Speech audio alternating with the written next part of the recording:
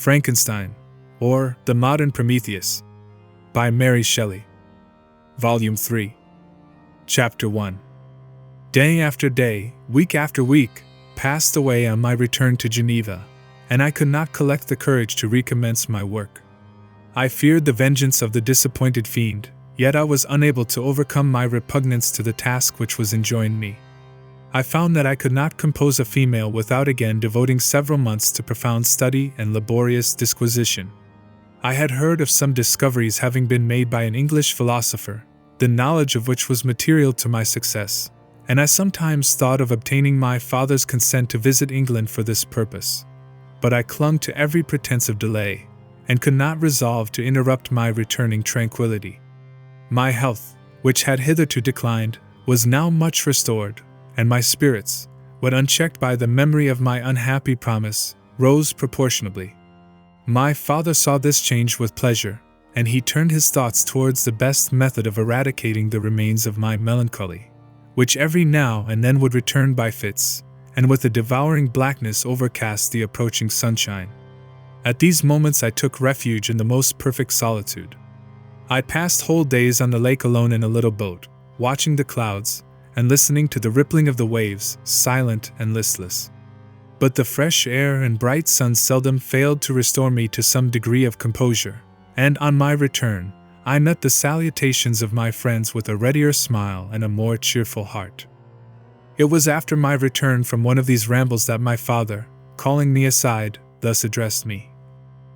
"I am happy to remark, my dear son, that you have resumed your former pleasures, and seem to be returning to yourself. And yet you are still unhappy, and still avoid our society. For some time I was lost in conjecture as to the cause of this, but yesterday an idea struck me, and if it is well founded, I conjure you to avow it. Reserve on such a point would be not only useless, but draw down treble misery on us all." I trembled violently at this exordium, and my father continued, "I confess, my son, that I have always looked forward to your marriage with your cousin as the tie of our domestic comfort, and the stay of my declining years. You were attached to each other from your earliest infancy. You studied together, and appeared, in dispositions and tastes, entirely suited to one another. But so blind is the experience of man, that what I conceived to be the best assistance to my plan may have entirely destroyed it. You, perhaps, regard her as your sister, without any wish that she might become your wife. Nay, you may have met with another whom you may love, and considering yourself as bound in honor to your cousin, this struggle may occasion the poignant misery which you appear to feel. My dear father, reassure yourself. I love my cousin tenderly and sincerely. I never saw any woman who excited, as Elizabeth does, my warmest admiration and affection. My future hopes and prospects are entirely bound up in the expectation of our union. The expression of your sentiments on this subject, my dear Victor, gives me more pleasure than I have for some time experienced. If you feel thus, we shall assuredly be happy, however present events may cast a gloom over us. But it is this gloom, which appears to have taken so strong a hold of your mind, that I wish to dissipate. Tell me, therefore, whether you object to an immediate solemnization of the marriage. We have been unfortunate, and recent events have drawn us from that everyday tranquility befitting my years and infirmities. You are younger, yet I do not suppose, possessed as you are of a competent fortune, that an early marriage would at all interfere with any future plans of honor and utility that you may have formed. Do not suppose, however, that I wish to dictate happiness to you, or that a delay on your part would cause me any serious uneasiness. Interpret my words with candor, and answer me, I conjure you, with confidence and sincerity." I listened to my father in silence, and remained for some time incapable of offering any reply. I revolved rapidly in my mind a multitude of thoughts, and endeavored to arrive at some conclusion. Alas! To me the idea of an immediate union with my cousin was one of horror and dismay. I was bound by a solemn promise, which I had not yet fulfilled, and dared not break, or if I did, what manifold miseries might not impend over me and my devoted family. Could I enter into a festival with this deadly weight yet hanging round my neck, and bowing me to the ground? I must perform my engagement, and let the monster depart with his mate, before I allowed myself to enjoy the delight of an union from which I expected peace. I remembered also the necessity imposed upon me of either journeying to England, or entering into a long correspondence with those philosophers of that country, whose knowledge and discoveries were of indispensable use to me in my present undertaking. The latter method of obtaining the desired intelligence was dilatory and unsatisfactory. Besides, any variation was agreeable to me, and I was delighted with the idea of spending a year or two in change of scene and variety of occupation, in absence from my family, during which period some event might happen which would restore me to them in peace and happiness.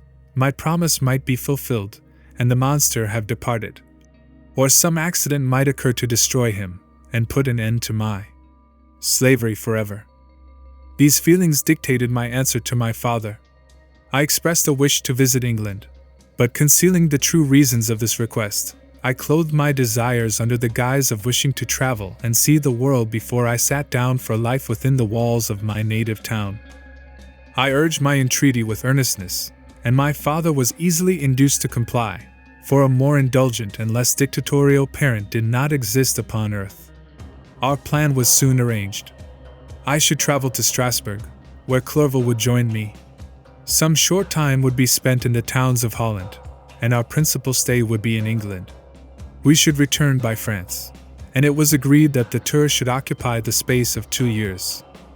My father pleased himself with the reflection that my union with Elizabeth should take place immediately on my return to Geneva. "These 2 years," said he, "will pass swiftly, and it will be the last delay that will oppose itself to your happiness. And indeed, I earnestly desire that period to arrive, when we shall all be united, and neither hopes or fears arise to disturb our domestic calm." "I am content," I replied, "with your arrangement. By that time we shall both have become wiser, and I hope happier than we at present are." I sighed, but my father kindly forbore to question me further concerning the cause of my dejection. He hoped that new scenes, and the amusement of traveling, would restore my tranquility. I now made arrangements for my journey, but one feeling haunted me, which filled me with fear and agitation. During my absence I should leave my friends unconscious of the existence of their enemy, and unprotected from his attacks, exasperated as he might be by my departure. But he had promised to follow me wherever I might go, and would he not accompany me to England? This imagination was dreadful in itself, but soothing, inasmuch as it supposed the safety of my friends. I was agonized with the idea of the possibility that the reverse of this might happen. But through the whole period during which I was the slave of my creature, I allowed myself to be governed by the impulses of the moment, and my present sensations strongly intimated that the fiend would follow me, and exempt my family from the danger of his machinations. It was in the latter end of August that I departed, to pass 2 years of exile. Elizabeth approved of the reasons of my departure, and only regretted that she had not the same opportunities of enlarging her experience and cultivating her understanding. She wept, however, as she bade me farewell, and entreated me to return happy and tranquil. "We all," said she, "depend upon you, and if you are miserable, what must be our feelings?"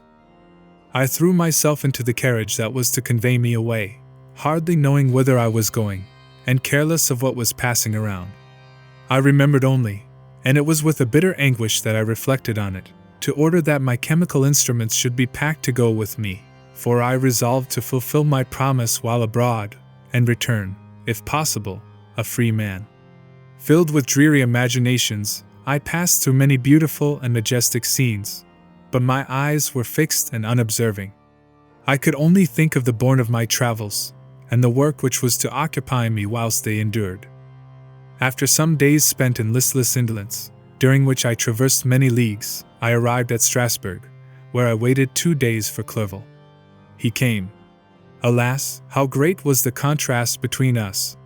He was alive to every new scene, joyful when he saw the beauties of the setting sun, and more happy when he beheld it rise and recommence a new day. He pointed out to me the shifting colors of the landscape and the appearances of the sky. "This is what it is to live," he cried. "Now I enjoy existence. But you, my dear Frankenstein, wherefore are you desponding and sorrowful?"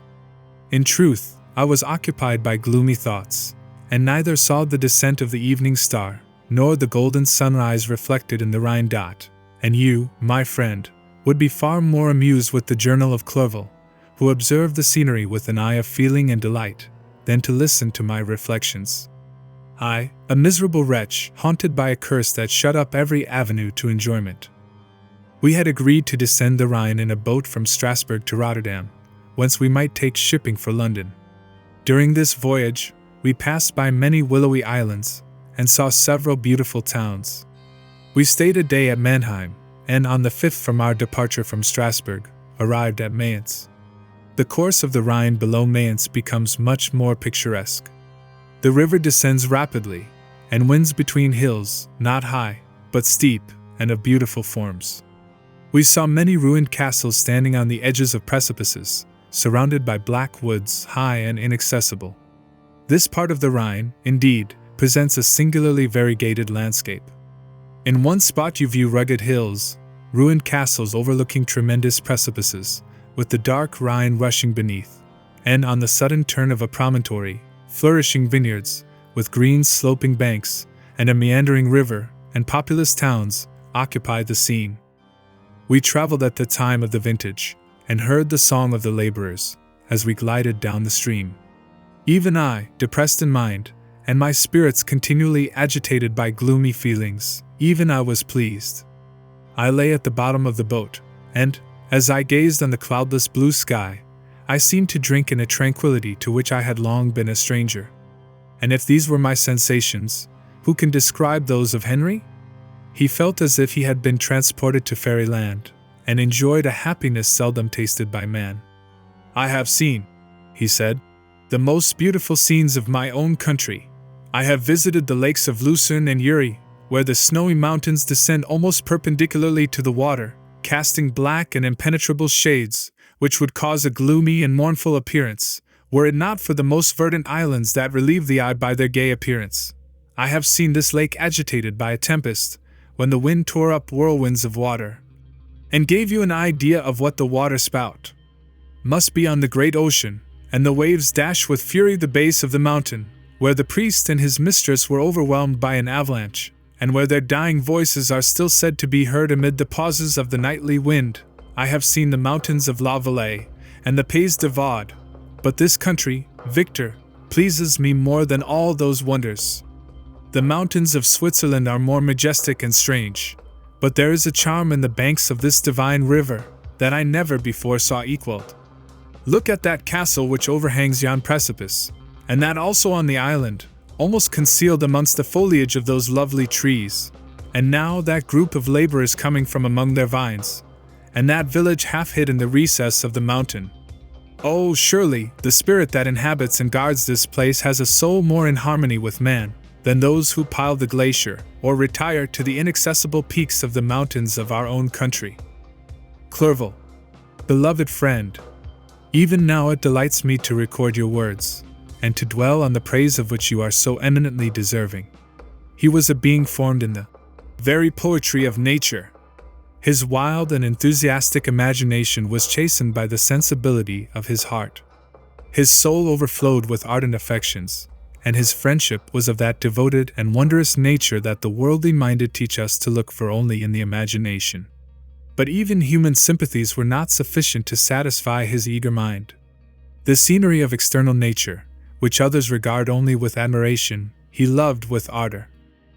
The sounding cataract haunted him like a passion, the tall rock, the mountain, and the deep and gloomy wood, their colors and their forms, were then to him an appetite, a feeling, and a love that had no need of a remoter charm, by thought supplied, or any interest unborrowed from the eye.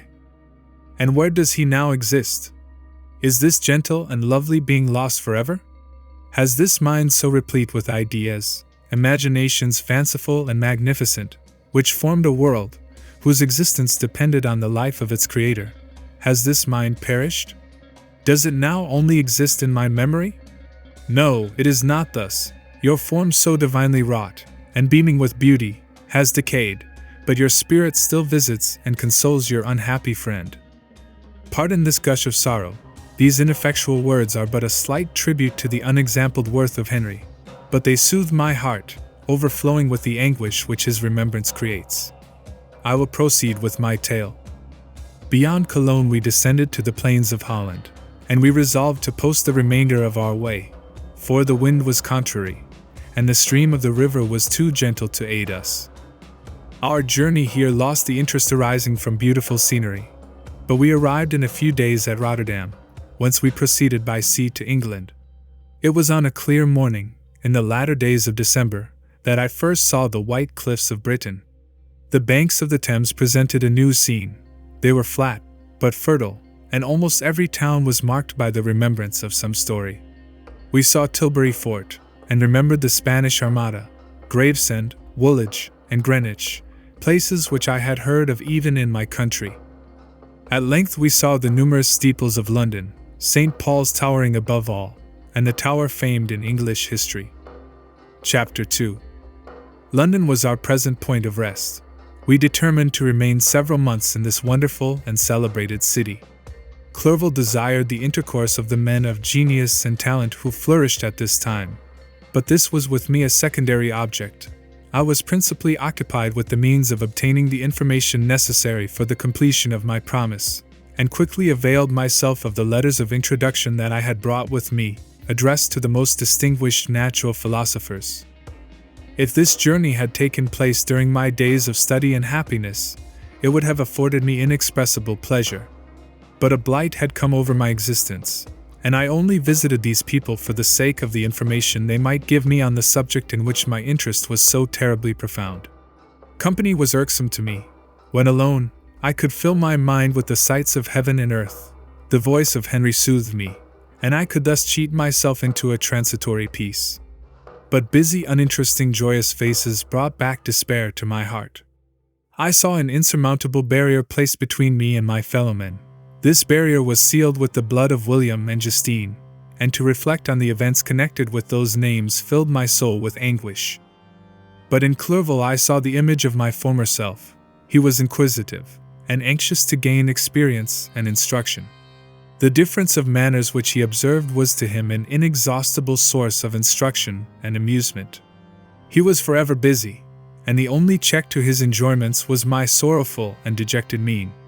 I tried to conceal this as much as possible, that I might not debar him from the pleasures natural to one who was entering on a new scene of life, undisturbed by any care or bitter recollection.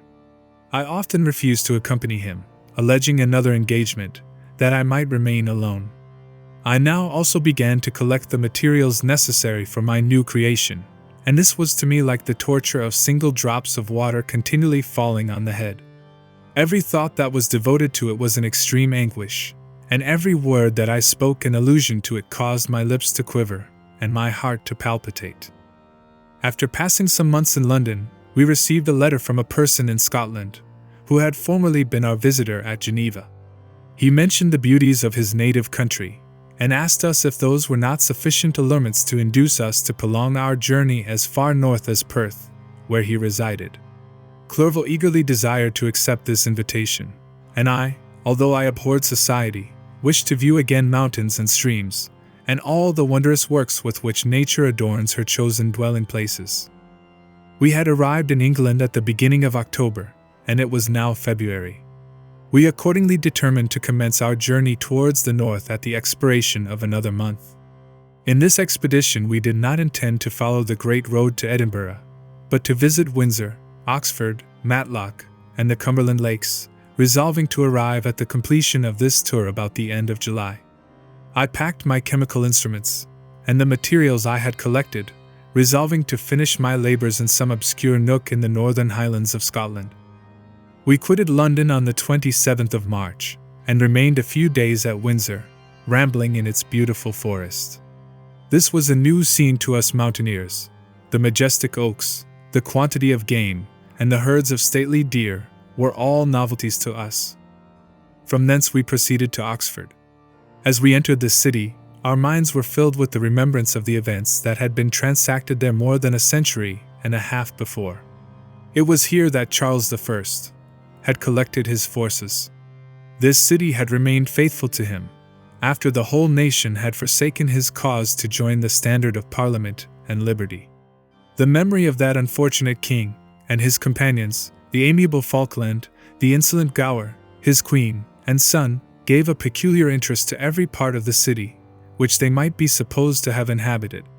The spirit of elder days found a dwelling here, and we delighted to trace its footsteps. If these feelings had not found an imaginary gratification, the appearance of the city had yet in itself sufficient beauty to obtain our admiration. The colleges are ancient and picturesque, the streets are almost magnificent, and the lovely Isis, which flows beside it through meadows of exquisite verdure, is spread forth into a placid expanse of waters, which reflects its majestic assemblage of towers, and spires, and domes, embosomed among aged trees.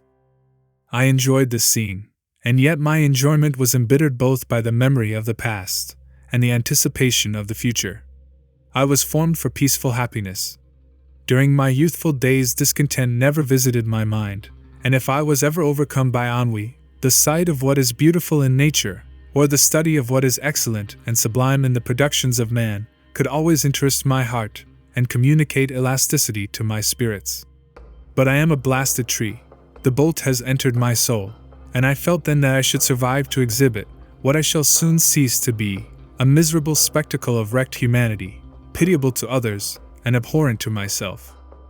We passed a considerable period at Oxford, rambling among its environs, and endeavoring to identify every spot which might relate to the most animating epoch of English history. Our little voyages of discovery were often prolonged by the successive objects that presented themselves. We visited the tomb of the illustrious Hampden, and the field on which that patriot fell. For a moment my soul was elevated from its debasing and miserable fears to contemplate the divine ideas of liberty and self-sacrifice, of which these sites were the monuments and the remembrancers. For an instant I dared to shake off my chains, and look around me with a free and lofty spirit, but the iron had eaten into my flesh, and I sank again, trembling and hopeless, into my miserable self. We left Oxford with regret, and proceeded to Matlock, which was our next place of rest. The country in the neighborhood of this village resembled, to a greater degree, the scenery of Switzerland, but everything is on a lower scale, and the green hills want the crown of distant white Alps, which always attend on the piney mountains of my native country. We visited the wondrous cave, and the little cabinets of natural history, where the curiosities are disposed in the same manner as in the collections at Servox and Chamonix. The latter name made me tremble, when pronounced by Henry, and I hastened to quit Matlock, with which that terrible scene was thus associated. From Derby, still journeying northward, we passed 2 months in Cumberland and Westmoreland. I could now almost fancy myself among the Swiss mountains. The little patches of snow which yet lingered on the northern sides of the mountains, the lakes, and the dashing of the rocky streams, were all familiar and dear sights to me. Here also we made some acquaintances, who almost contrived to cheat me into happiness. The delight of Clerval was proportionably greater than mine. His mind expanded in the company of men of talent, and he found in his own nature greater capacities and resources than he could have imagined himself to have possessed while he associated with his inferiors. "I could pass my life here," said he to me, "and among these mountains I should scarcely regret Switzerland and the Rhine." But he found that a traveler's life is one that includes much pain amidst its enjoyments. His feelings are forever on the stretch, and when he begins to sink into repose, he finds himself obliged to quit that on which he rests in pleasure for something new, which again engages his attention, and which also he forsakes for other novelties. We had scarcely visited the various lakes of Cumberland and Westmoreland, and conceived an affection for some of the inhabitants, when the period of our appointment with our Scotch friend approached, and we left them to travel on. For my own part, one was not sorry. I had now neglected my promise for some time, and I feared the effects of the Damon's disappointment. He might remain in Switzerland, and wreak his vengeance on my relatives. This idea pursued me, and tormented me at every moment from which I might otherwise have snatched repose and peace. I waited for my letters with feverish impatience. If they were delayed, I was miserable, and overcome by 1,000 fears, and when they arrived, and I saw the superscription of Elizabeth or my father, I hardly dared to read and ascertain my fate. Sometimes I thought that the fiend followed me, and might expedite my remissness by murdering my companion. When these thoughts possessed me, I would not quit Henry for a moment, but followed him as his shadow, to protect him from the fancied rage of his destroyer. I felt as if I had committed some great crime, the consciousness of which haunted me. I was guiltless, but I had indeed drawn down a horrible curse upon my head, as mortal as that of crime. I visited Edinburgh with languid eyes and mind, and yet that city might have interested the most unfortunate being. Clerval did not like it so well as Oxford, for the antiquity of the latter city was more pleasing to him. But the beauty and regularity of the new town of Edinburgh, its romantic castle, and its environs, the most delightful in the world, Arthur's Seat, St. Bernard's Well, and the Pentland Hills, compensated him for the change, and filled him with cheerfulness and admiration. But I was impatient to arrive at the termination of my journey. We left Edinburgh in a week, passing through Cupar, St. Andrews, and along the banks of the Tay, to Perth, where our friend expected us. But I was in no mood to laugh and talk with strangers, or enter into their feelings or plans with the good humor expected from a guest, and accordingly I told Clerval that I wished to make the tour of Scotland alone. "Do you," said I, "enjoy yourself, and let this be our rendezvous. I may be absent a month or two, but do not interfere with my motions, I entreat you. Leave me to peace and solitude for a short time, and when I return, I hope it will be with a lighter heart, more congenial to your own temper." Henry wished to dissuade me, but seeing me bent on this plan, ceased to remonstrate. He entreated me to write often. "I had rather be with you," he said, "in your solitary rambles, than with these Scotch people, whom I do not know. Hasten then, my dear friend, to return, that I may again feel myself somewhat at home, which I cannot do in your absence." Having parted from my friend, I determined to visit some remote spot of Scotland, and finish my work in solitude. I did not doubt but that the monster followed me, and would discover himself to me when I should have finished, that he might receive his companion. With this resolution I traversed the northern highlands, and fixed on one of the remotest of the Orkneys as the scene labors. It was a place fitted for such a work, being hardly more than a rock, whose high sides were continually beaten upon by the waves. The soil was barren, scarcely affording pasture for a few miserable cows, and oatmeal for its inhabitants, which consisted of 5 persons, whose gaunt and scraggy limbs gave tokens of their miserable fare. Vegetables and bread, when they indulged in such luxuries, and even fresh water, was to be procured from the main land, which was about 5 miles distant. On the whole island there were but 3 miserable huts, and one of these was vacant when I arrived. This I hired. It contained but 2 rooms, and these exhibited all the squalidness of the most miserable penury. The thatch had fallen in, the walls were unplastered, and the door was off its hinges. I ordered it to be repaired, bought some furniture, and took possession, an incident which would, doubtless, have occasioned some surprise had not all the senses of the cottagers been benumbed by want and squalid poverty. As it was, I lived ungazed at and unmolested, hardly thanked for the pittance of food and clothes which I gave. So much does suffering blunt even the coarsest sensations of men. In this retreat I devoted the morning to labor, but in the evening, when the weather permitted, I walked on the stony beach of the sea to listen to the waves as they roared and dashed at my feet. It was a monotonous, yet ever-changing scene. I thought of Switzerland. It was far different from this desolate and appalling landscape. Its hills are covered with vines, and its cottages are scattered thickly in the plains. Its fair lakes reflect a blue and gentle sky, and when troubled by the winds, their tumult is but as the play of a lively infant, when compared to the roarings of the giant ocean.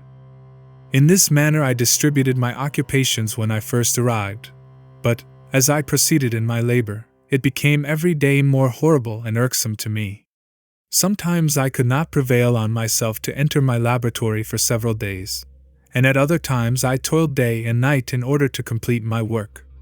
It was indeed a filthy process in which I was engaged. During my first experiment, a kind of enthusiastic frenzy had blinded me to the horror of my employment. My mind was intently fixed on the sequel of my labor, and my eyes were shut to the horror of my proceedings. But now I went to it in cold blood, and my heart often sickened at the work of my hands. Thus situated, employed in the most detestable occupation, immersed in a solitude where nothing could for an instant call my attention from the actual scene in which I was engaged, my spirits became unequal. I grew restless and nervous. Every moment I feared to meet my persecutor. Sometimes I sat with my eyes fixed on the ground, fearing to raise them lest they should encounter the object which I so much dreaded to behold. I feared to wander from the sight of my fellow creatures, lest when alone he should come to claim his companion. In the meantime I worked on, and my labor was already considerably advanced. I looked towards its completion with a tremulous and eager hope, which I dared not trust myself to question, but which was intermixed with obscure forebodings of evil that made my heart sicken in my bosom. Chapter 3. I sat one evening in my laboratory. The sun had set, and the moon was just rising from the sea. I had not sufficient light for my employment, and I remained idle, in a pause of consideration of whether I should leave my labor for the night, or hasten its conclusion by an unremitting attention to it. As I sat, a train of reflection occurred to me, which led me to consider the effects of what I was now doing. 3 years before I was engaged in the same manner, and had created a fiend whose unparalleled barbarity had desolated my heart, and filled it forever with the bitterest remorse. I was now about to form another being, of whose dispositions I was alike ignorant. She might become 10,000 times more malignant than her mate, and delight, for its own sake, in murder and wretchedness. He had sworn to quit the neighborhood of man, and hide himself in deserts, but she had not, and she, who in all probability was to become a thinking and reasoning animal, might refuse to comply with a compact made before her creation. They might even hate each other. The creature who already lived loathed his own deformity, and might he not conceive a greater abhorrence for it when it came before his eyes in the female form? She also might turn with disgust from him to the superior beauty of man. She might quit him, and he be again alone, exasperated by the fresh provocation of being deserted by one of his own species. Even if they were to leave Europe, and inhabit the deserts of the New World, yet one of the first results of those sympathies for which the daemon thirsted would be children, and a race of devils would be propagated upon the earth, who might make the very existence of the species of man a condition precarious and full of terror. Had I a right, for my own benefit, to inflict this curse upon everlasting generations? I had before been moved by the sophisms of the being I had created. I had been struck senseless by his fiendish threats. But now, for the first time, the wickedness of my promise burst upon me. I shuddered to think that future ages might curse me as their pest, whose selfishness had not hesitated to buy its own peace at the price perhaps of the existence of the whole human race. I trembled, and my heart failed within me, when, on looking up, I saw, by the light of the moon, the daemon at the casement. A ghastly grin wrinkled his lips as he gazed on me, where I sat fulfilling the task which he had allotted to me. Yes, he had followed me in my travels. He had loitered in forests, hid himself in caves, or taken refuge in wide and desert heaths, and he now came to mark my progress, and claimed the fulfillment of my promise. As I looked on him, his countenance expressed the utmost extent of malice and treachery. I thought with a sensation of madness on my promise of creating another like to him, and trembling with passion, tore to pieces the thing on which I was engaged.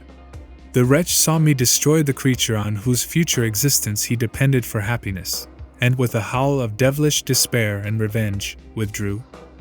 I left the room, and locking the door, made a solemn vow in my own heart never to resume my labors, and then, with trembling steps, I sought my own apartment. I was alone. None were near me to dissipate the gloom, and relieve me from the sickening oppression of the most terrible reveries. Several hours passed, and I remained near my window gazing on the sea. It was almost motionless, for the winds were hushed, and all nature reposed under the eye of the quiet moon.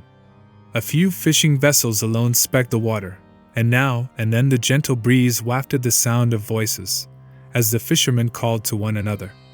I felt the silence, although I was hardly conscious of its extreme profundity until my ear was suddenly arrested by the paddling of oars near the shore, and a person landed close to my house. In a few minutes after, I heard the creaking of my door, as if someone endeavored to open it softly. I trembled from head to foot.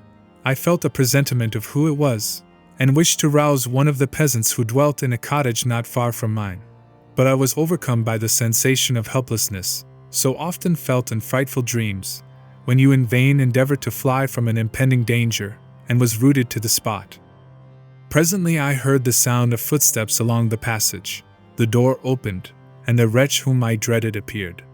Shutting the door, he approached me, and said in a smothered voice, "You have destroyed the work which you began.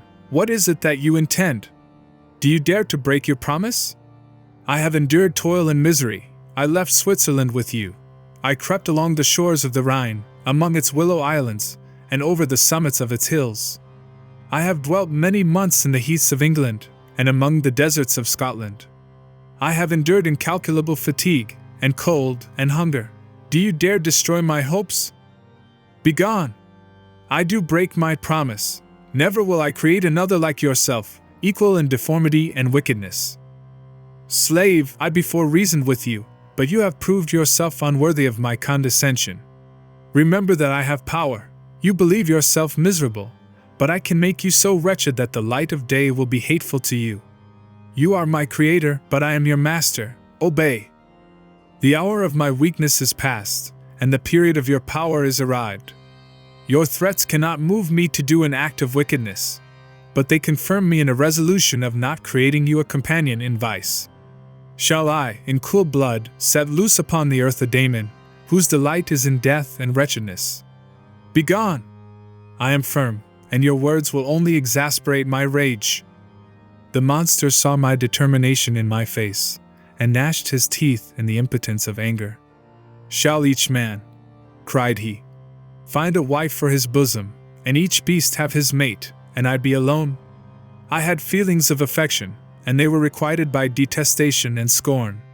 Man you may hate, but beware! Your hours will pass in dread and misery, and soon the bolt will fall which must ravish from you your happiness forever. Are you to be happy, while I grovel in the intensity of my wretchedness? You can blast my other passions, but revenge remains, revenge, henceforth dearer than light or food. I may die, but first you, my tyrant and tormentor, shall curse the sun that gazes on your misery. Beware, for I am fearless, and therefore powerful. I will watch with the wildness of a snake, that I may sting with its venom. Man, you shall repent of the injuries you inflict. Devil, cease, and do not poison the air with these sounds of malice. I have declared my resolution to you, and I am no coward to bend beneath words. Leave me, I am inexorable. It is well. I go, but remember, I shall be with you on your wedding night." I started forward, and exclaimed, "Villain! Before you sign my death warrant, be sure that you are yourself safe." I would have seized him, but he eluded me, and quitted the house with precipitation. In a few moments I saw him in his boat, which shot across the waters with an arrowy swiftness, and was soon lost amidst the waves. All was again silent, but his words rung in my ears. I burned with rage to pursue the murderer of my peace, and precipitate him into the ocean. I walked up and down my room hastily and perturbed, while my imagination conjured up 1,000 images to torment and sting me. Why had I not followed him, and closed with him in mortal strife? But I had suffered him to depart, and he had directed his course towards the mainland. I shuddered to think who might be the next victim sacrificed to his insatiate revenge. And then I thought again of his words, "I will be with you on your wedding night." That then was the period fixed for the fulfillment of my destiny. In that hour I should die, and at once satisfy and extinguish his malice. The prospect did not move me to fear, yet when I thought of my beloved Elizabeth, of her tears and endless sorrow, when she should find her lover so barbarously snatched from her, tears, the first I had shed for many months, streamed from my eyes, and I resolved not to fall before my enemy without a bitter struggle. The night passed away, and the sun rose from the ocean. My feelings became calmer, if it may be called calmness, when the violence of rage sinks into the depths of despair. I left the house, the horrid scene of the last night's contention, and walked on the beach of the sea, which I almost regarded as an insuperable barrier between me and my fellow creatures. Nay, a wish that such should prove the fact stole across me. I desired that I might pass my life on that barren rock, wearily it is true, but uninterrupted by any sudden shock of misery. If I returned, it was to be sacrificed, or to see those whom I most loved die under the grasp of a daemon whom I had myself created. I walked about the isle like a restless spectre, separated from all it loved, and miserable in the separation. When it became noon, and the sun rose higher, I lay down on the grass, and was overpowered by a deep sleep. I had been awake the whole of the preceding night, my nerves were agitated, and my eyes inflamed by watching and misery. The sleep into which I now sunk refreshed me, and when I awoke, I again felt as if I belonged to a race of human beings like myself, and I began to reflect upon what had passed with greater composure. Yet still the words of the fiend rung in my ears like a death knell. They appeared like a dream, yet distinct and oppressive as a reality. The sun had far descended, and I still sat on the shore, satisfying my appetite, which had become ravenous, with an oaten cake, when I saw a fishing boat land close to me, and one of the men brought me a packet. It contained letters from Geneva, and one from Clerval, entreating me to join him. He said that nearly a year had elapsed since we had quitted Switzerland, and France was yet unvisited.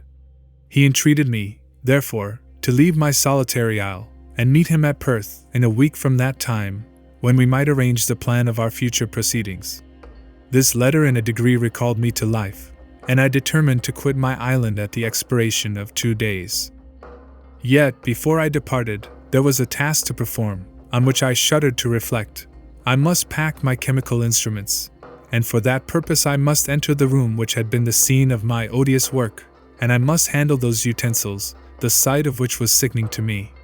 The next morning, at daybreak, I summoned sufficient courage, and unlocked the door of my laboratory. The remains of the half-finished creature, whom I had destroyed, lay scattered on the floor, and I almost felt as if I had mangled the living flesh of a human being. I paused to collect myself, and then entered the chamber.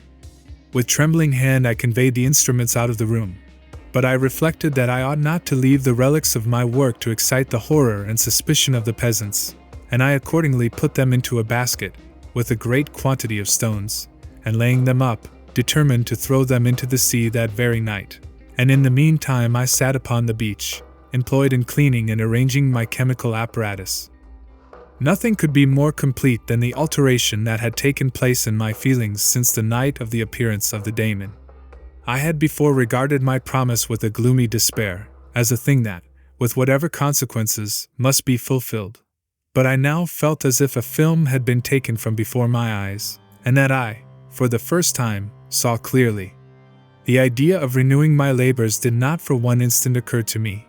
The threat I had heard weighed on my thoughts, but I did not reflect that a voluntary act of mine could avert it.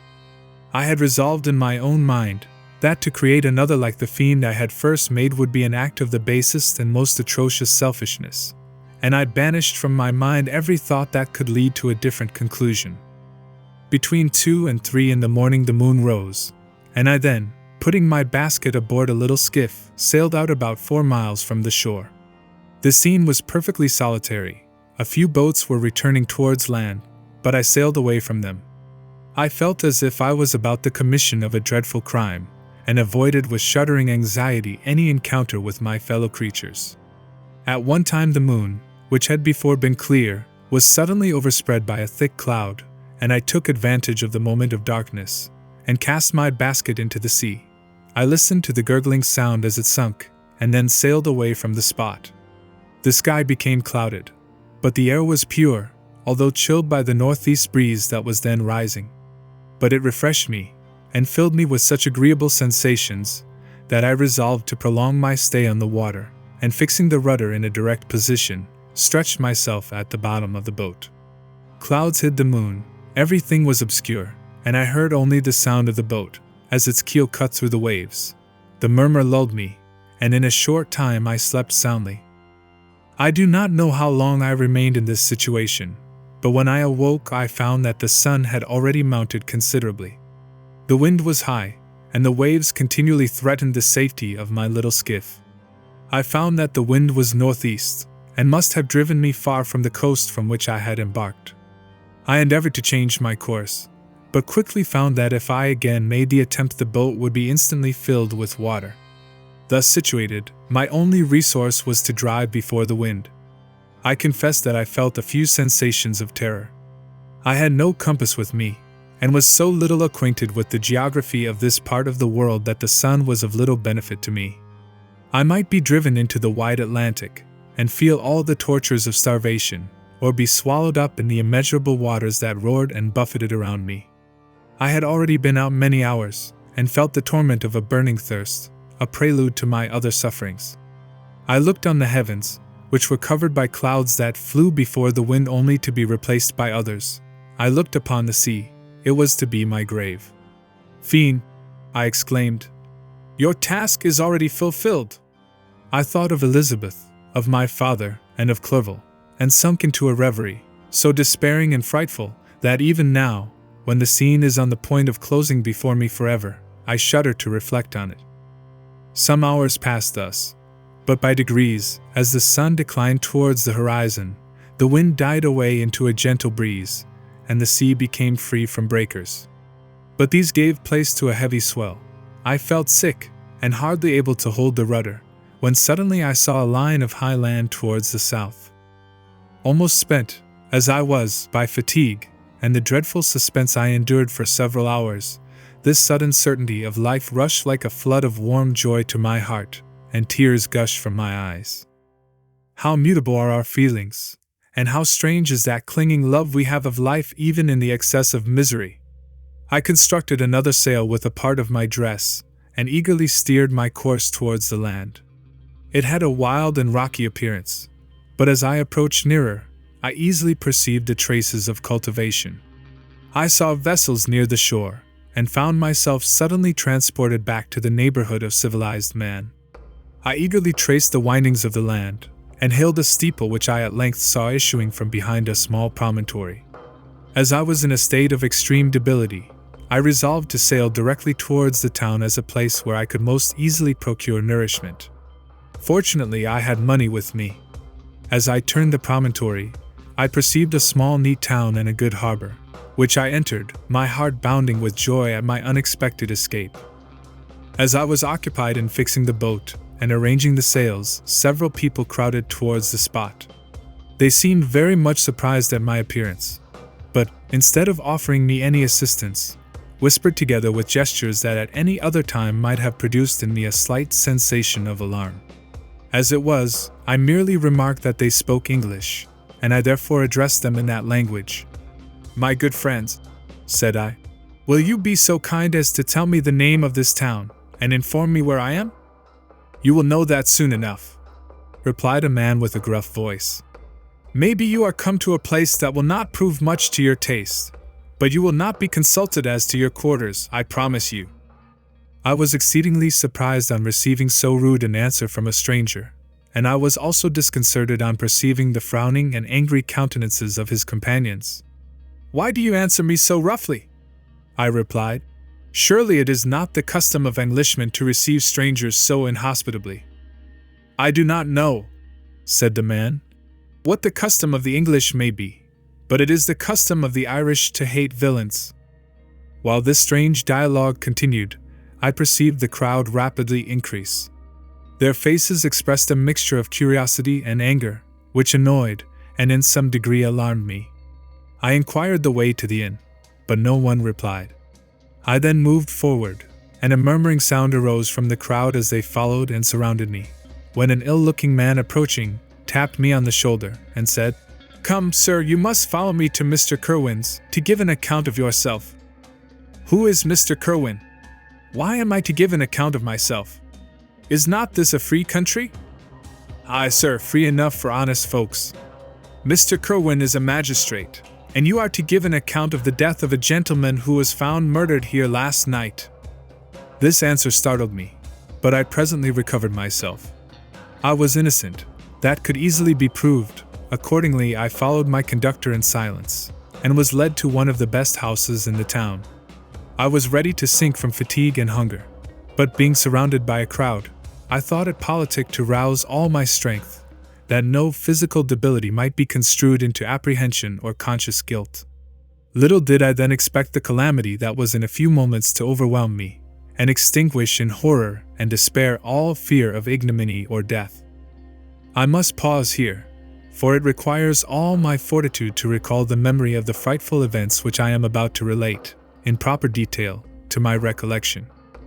Chapter 4.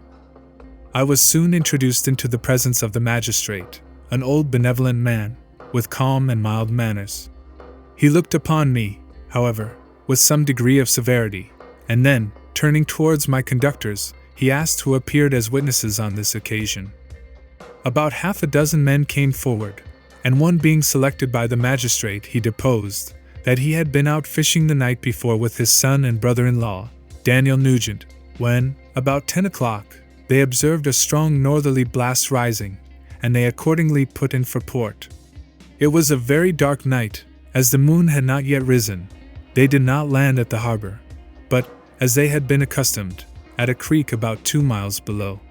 He walked on first, carrying a part of the fishing tackle, and his companions followed him at some distance. As he was proceeding along the sands, he struck his foot against something, and fell all his length on the ground. His companions came up to assist him, and by the light of their lantern, they found that he had fallen on the body of a man, who was to all appearance dead. Their first supposition was that it was the corpse of some person who had been drowned, and was thrown on shore by the waves. But, upon examination, they found that the clothes were not wet, and even that the body was not then cold. They instantly carried it to the cottage of an old woman near the spot, and endeavored, but in vain, to restore it to life. He appeared to be a handsome young man, about 25 years of age. He had apparently been strangled, for there was no sign of any violence, except the black mark of fingers on his neck. The first part of this deposition did not in the least interest me, but when the mark of the fingers was mentioned, I remembered the murder of my brother, and felt myself extremely agitated. My limbs trembled, and a mist came over my eyes, which obliged me to lean on a chair for support.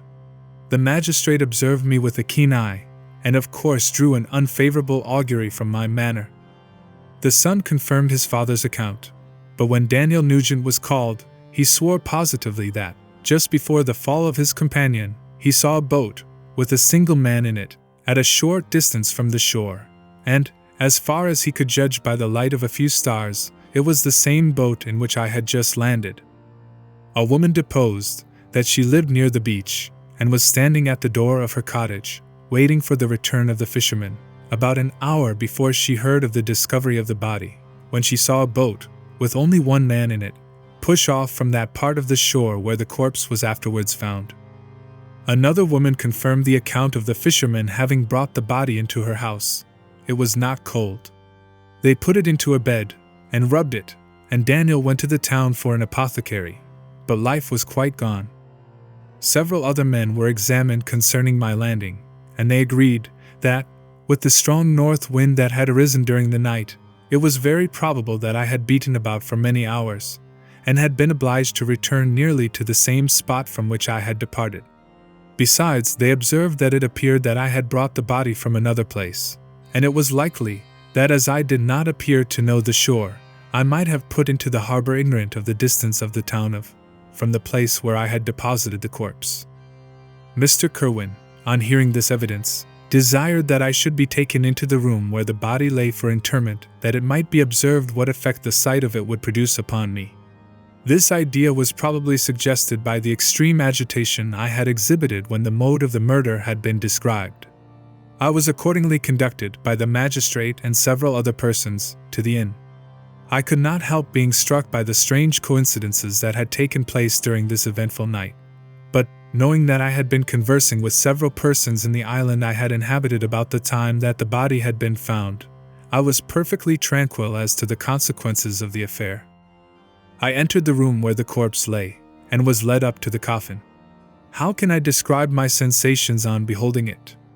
I feel yet parched with horror, nor can I reflect on that terrible moment without shuddering in agony, that faintly reminds me of the anguish of the recognition.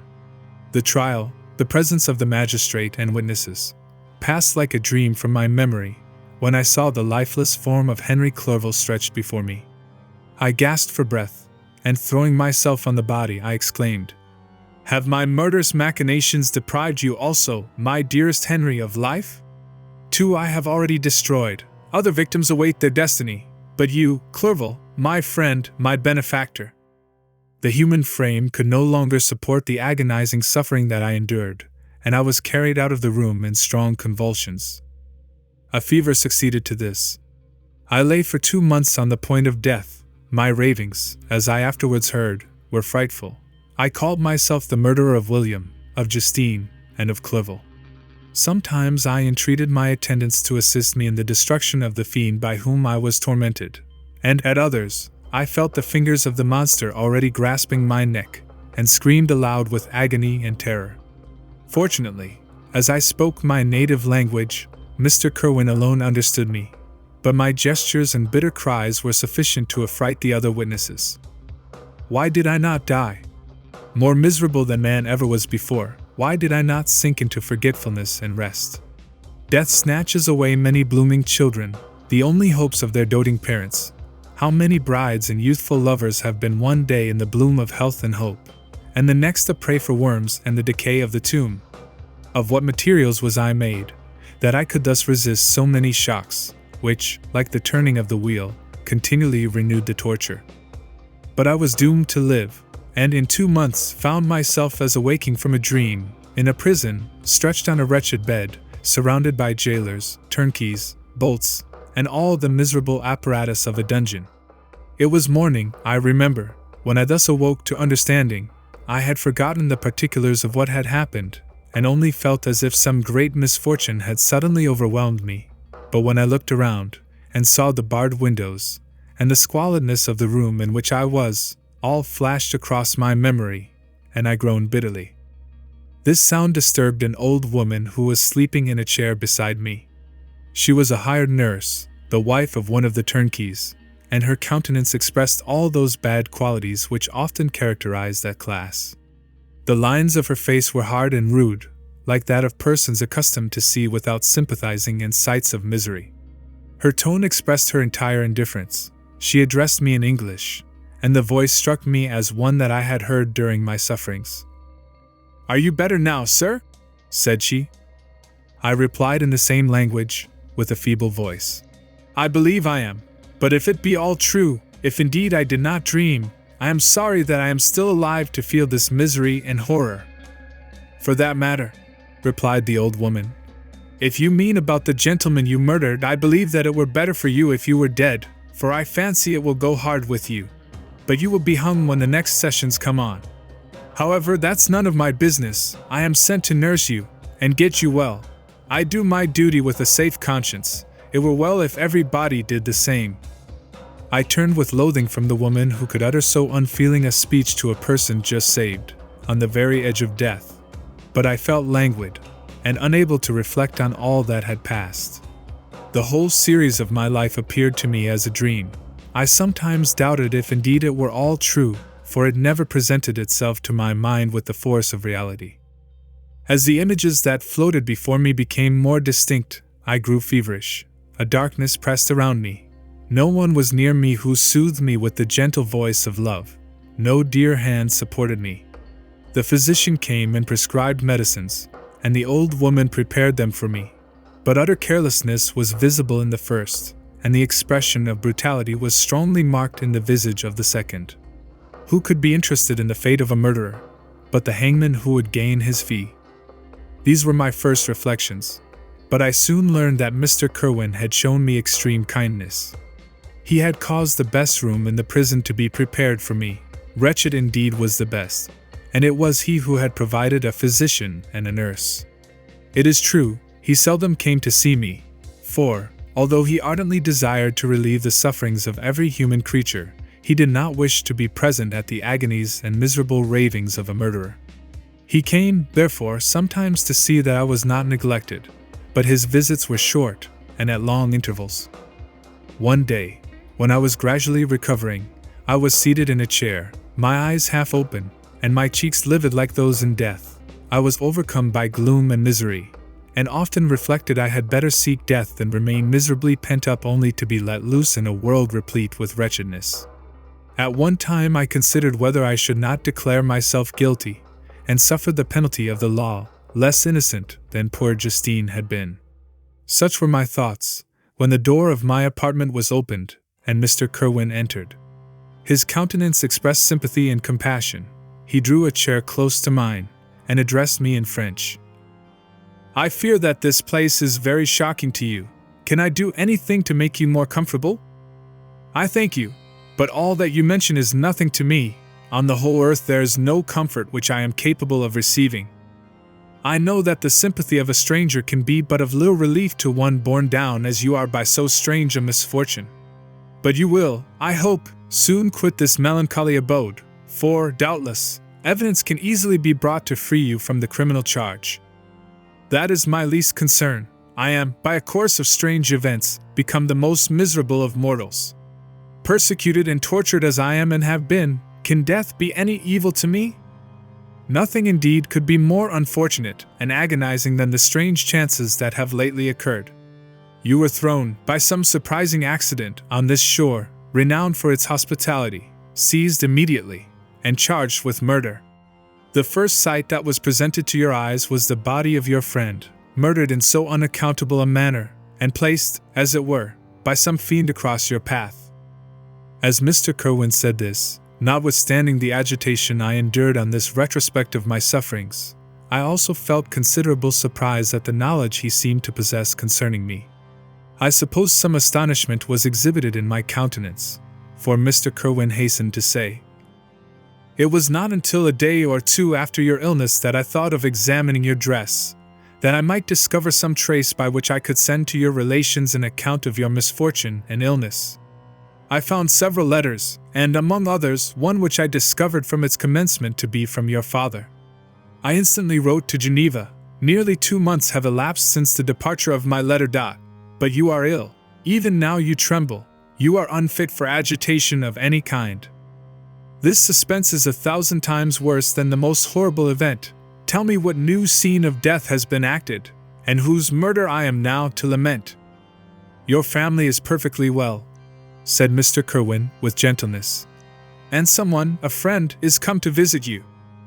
I know not by what chain of thought the idea presented itself, but it instantly darted into my mind that the murderer had come to mock at my misery, and taunt me with the death of Clerval, as a new incitement for me to comply with his hellish desires. I put my hand before my eyes, and cried out in agony, "Oh, take him away! I cannot see him. For God's sake, do not let him enter." Mr. Kerwin regarded me with a troubled countenance. He could not help regarding my exclamation as a presumption of my guilt, and said, in rather a severe tone, "I should have thought, young man, that the presence of your father would have been welcome, instead of inspiring such violent repugnance." "My father!" cried I, while every feature and every muscle was relaxed from anguish to pleasure. "Is my father indeed come? How kind, how very kind! But where is he? Why does he not hasten to me?" My change of manner surprised and pleased the magistrate. Perhaps he thought that my former exclamation was a momentary return of delirium, and now he instantly resumed his former benevolence. He rose and quitted the room with my nurse, and in a moment my father entered it. Nothing, at this moment, could have given me greater pleasure than the arrival of my father. I stretched out my hand to him, and cried, "Are you then safe, and Elizabeth, and Ernest?" My father calmed me with assurances of their welfare, and endeavored, by dwelling on these subjects so interesting to my heart, to raise my desponding spirits. But he soon felt that a prison cannot be the abode of cheerfulness. "What a place is this that you inhabit, my son?" said he, looking mournfully at the barred windows and wretched appearance of the room. "You traveled to seek happiness, but a fatality seems to pursue you. And poor Clerval." The name of my unfortunate and murdered friend was an agitation too great to be endured in my weak state. I shed tears. "Alas! Yes, my father," replied I. "Some destiny of the most horrible kind hangs over me, and I must live to fulfill it, or surely I should have died on the coffin of Henry." We were not allowed to converse for any length of time, for the precarious state of my health rendered every precaution necessary that could ensure tranquility. Mr. Kerwin came in, and insisted that my strength should not be exhausted by too much exertion. But the appearance of my father was to me like that of my good angel, and I gradually recovered my health. As my sickness quitted me, I was absorbed by a gloomy and black melancholy that nothing could dissipate. The image of Clerval was forever before me, ghastly and murdered. More than once the agitation into which these reflections threw me made my friends dread a dangerous relapse. Alas! Why did they preserve so miserable and detested a life? It was surely that I might fulfill my destiny, which is now drawing to a close. Soon, oh, very soon, will death extinguish these throbbings, and relieve me from the mighty weight of anguish that bears me to the dust, and in executing the award of justice, I shall also sink to rest. Then the appearance of death was distant, although the wish was ever present to my thoughts, and I often sat for hours motionless and speechless, wishing for some mighty revolution that might bury me and my destroyer in its ruins. The season of the assizes approached. I had already been 3 months in prison, and although I was still weak, and in continual danger of a relapse, I was obliged to travel nearly 100 miles to the county town, where the court was held. Mr. Kerwin charged himself with every care of collecting witnesses, and arranging my defense. I was spared the disgrace of appearing publicly as a criminal, as the case was not brought before the court that decides on life and death.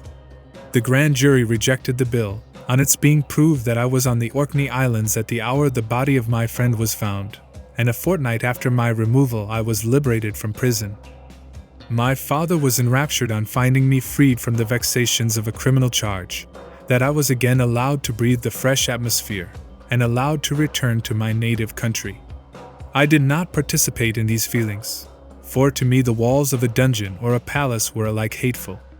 The cup of life was poisoned forever, and although the sun shone upon me, as upon the happy and gay of heart, I saw around me nothing but a dense and frightful darkness, penetrated by no light but the glimmer of 2 eyes that glared upon me. Sometimes they were the expressive eyes of Henry, languishing in death, the dark orbs nearly covered by the lids, and the long black lashes that fringed them. Sometimes it was the watery clouded eyes of the monster, as I first saw them in my chamber at Ingolstadt. My father tried to awaken in me the feelings of affection. He talked of Geneva, which I should soon visit, of Elizabeth, and Ernest, but these words only drew deep groans from me. Sometimes, indeed, I felt a wish for happiness, and thought, with melancholy delight, of my beloved cousin, or longed, with a devouring malady du pays, to see once more the blue lake and rapid Rhone that had been so dear to me in early childhood. But my general state of feeling was a torpor, in which a prison was as welcome a residence as the divinest scene in nature, and these fits were seldom interrupted, but by paroxysms of anguish and despair. At these moments I often endeavored to put an end to the existence I loathed, and it required unceasing attendance and vigilance to restrain me from committing some dreadful act of violence.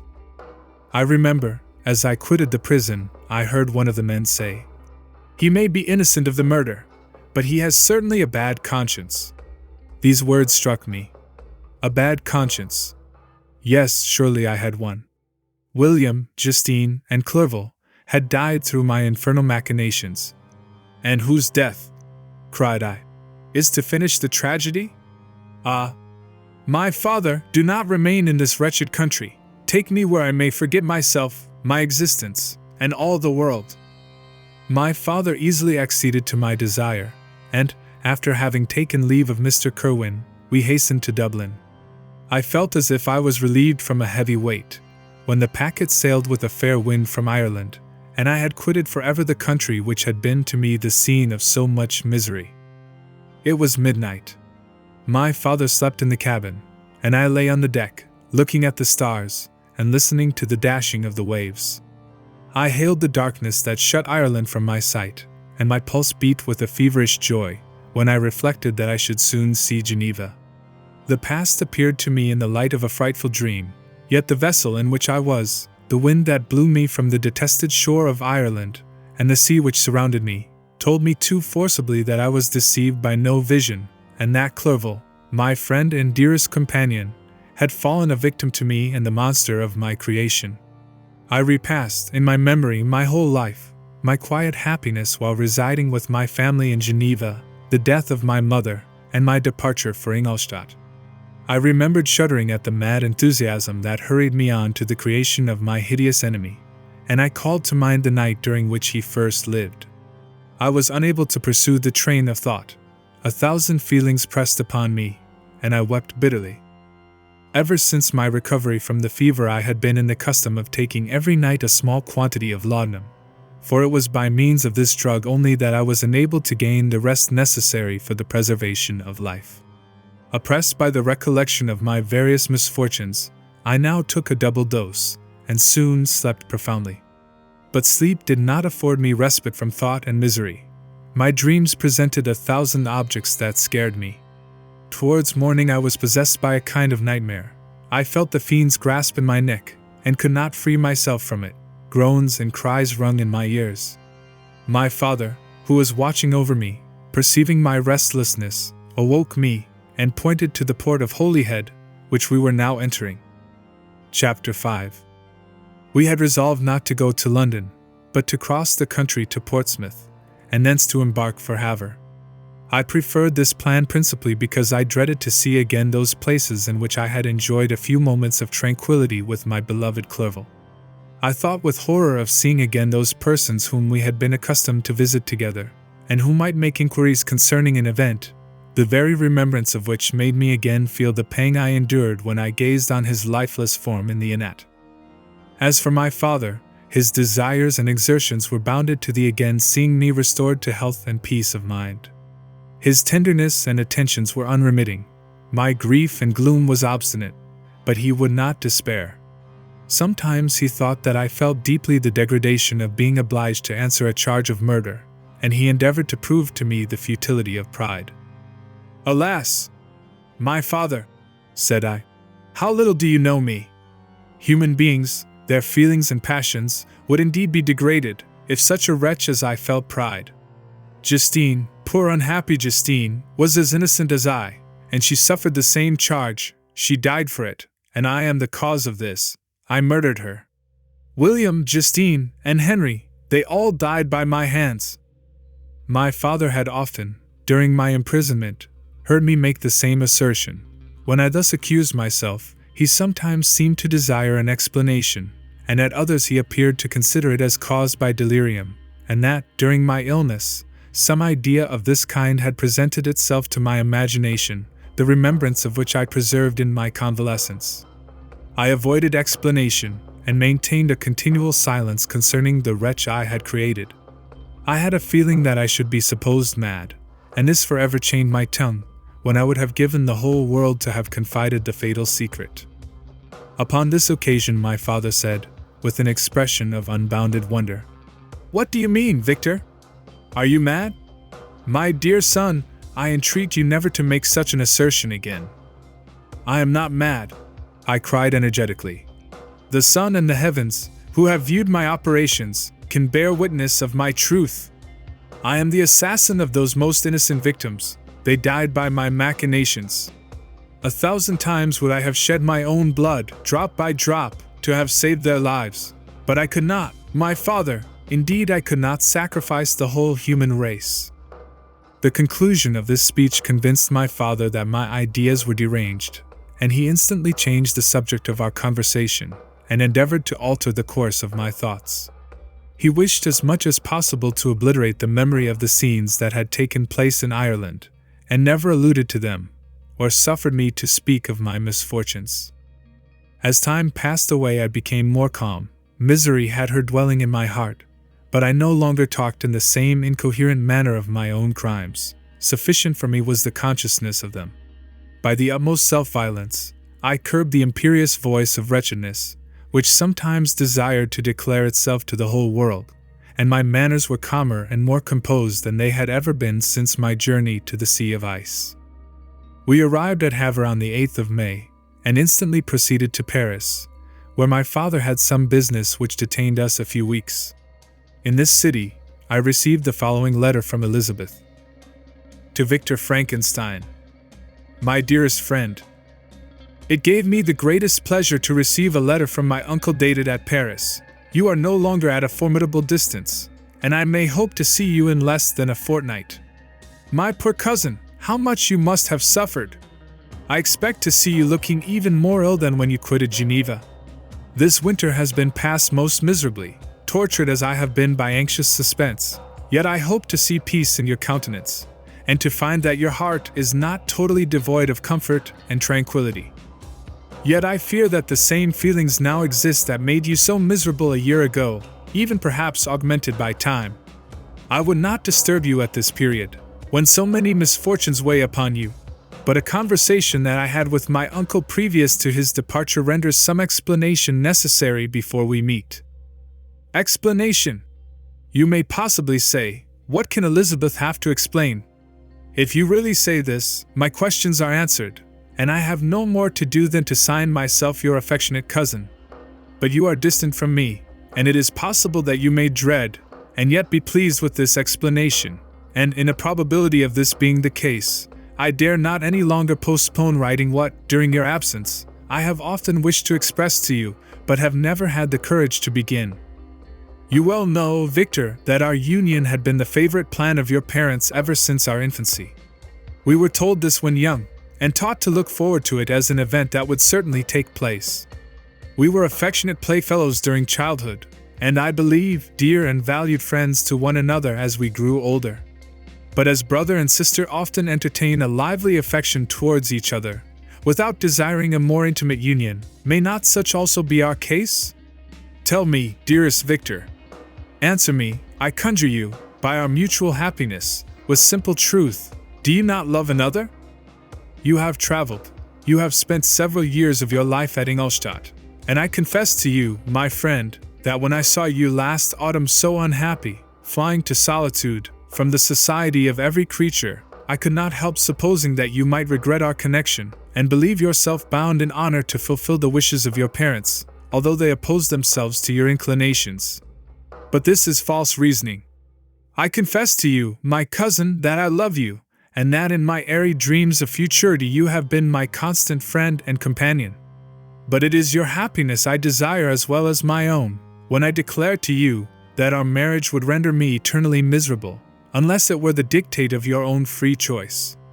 Even now I weep to think that, borne down as you are by the cruelest misfortunes, you may stifle, by the word honor, all hope of that love and happiness which would alone restore you to yourself. I, who have so interested an affection for you, may increase your miseries tenfold, by being an obstacle to your wishes. Ah, Victor, be assured that your cousin and playmate has too sincere a love for you not to be made miserable by this supposition. Be happy, my friend, and if you obey me in this one request, remain satisfied that nothing on earth will have the power to interrupt my tranquility. Do not let this letter disturb you, do not answer it tomorrow, or the next day, or even until you come, if it will give you pain.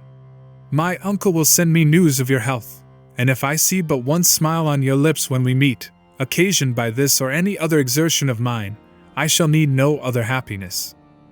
Elizabeth Lavenza. Geneva, May 18th. 17. This letter revived in my memory what I had before forgotten, the threat of the fiend. I will be with you on your wedding night. Such was my sentence. And on that night would the daemon employ every art to destroy me, and tear me from the glimpse of happiness which promised partly to console my sufferings. On that night he had determined to consummate his crimes by my death. Well, be it so, a deadly struggle would then assuredly take place, in which if he was victorious, I should be at peace, and his power over me be at an end. If he were vanquished, I should be a free man. Alas! What freedom! Such as the peasant enjoys when his family have been massacred before his eyes, his cottage burnt, his lands laid waste, and he is turned adrift, homeless, penniless, and alone, but free. Such would be my liberty, except that in my Elizabeth I possessed a treasure, alas! Balanced by those horrors of remorse and guilt, which would pursue me until death. Sweet and beloved Elizabeth! I read and reread her letter, and some softened feelings stole into my heart, and dared to whisper paradisiacal dreams of love and joy. But the apple was already eaten, and the angel's arm bared to drive me from all hope. Yet I would die to make her happy. If the monster executed his threat, death was inevitable. Yet again, I considered whether my marriage would hasten my fate. My destruction might indeed arrive a few months sooner, but if my torturer should suspect that I postponed it, influenced by his menaces, he would surely find other, and perhaps more dreadful means of revenge. He had vowed to be with me on my wedding night, yet he did not consider that threat as binding him to peace in the meantime, for, as if to shew me that he was not yet satiated with blood, he had murdered Clerval immediately after the enunciation of his threats. I resolved, therefore, that if my immediate union with my cousin would conduce either to hers or my father's happiness, my adversary's designs against my life should not retard it a single hour. In this state of mind I wrote to Elizabeth. My letter was calm and affectionate. "I fear, my beloved girl," I said, "little happiness remains for us on earth, yet all that I may one day enjoy is concentered in you. Chase away your idle fears. To you alone do I consecrate my life, and my endeavors for contentment. I have one secret, Elizabeth, a dreadful one. When revealed to you, it will chill your frame with horror, and then, far from being surprised at my misery, you will only wonder that I survive what I have endured. I will confide this tale of misery and terror to you the day after our marriage shall take place, for, my sweet cousin, there must be perfect confidence between us. But until then, I conjure you, do not mention or allude to it.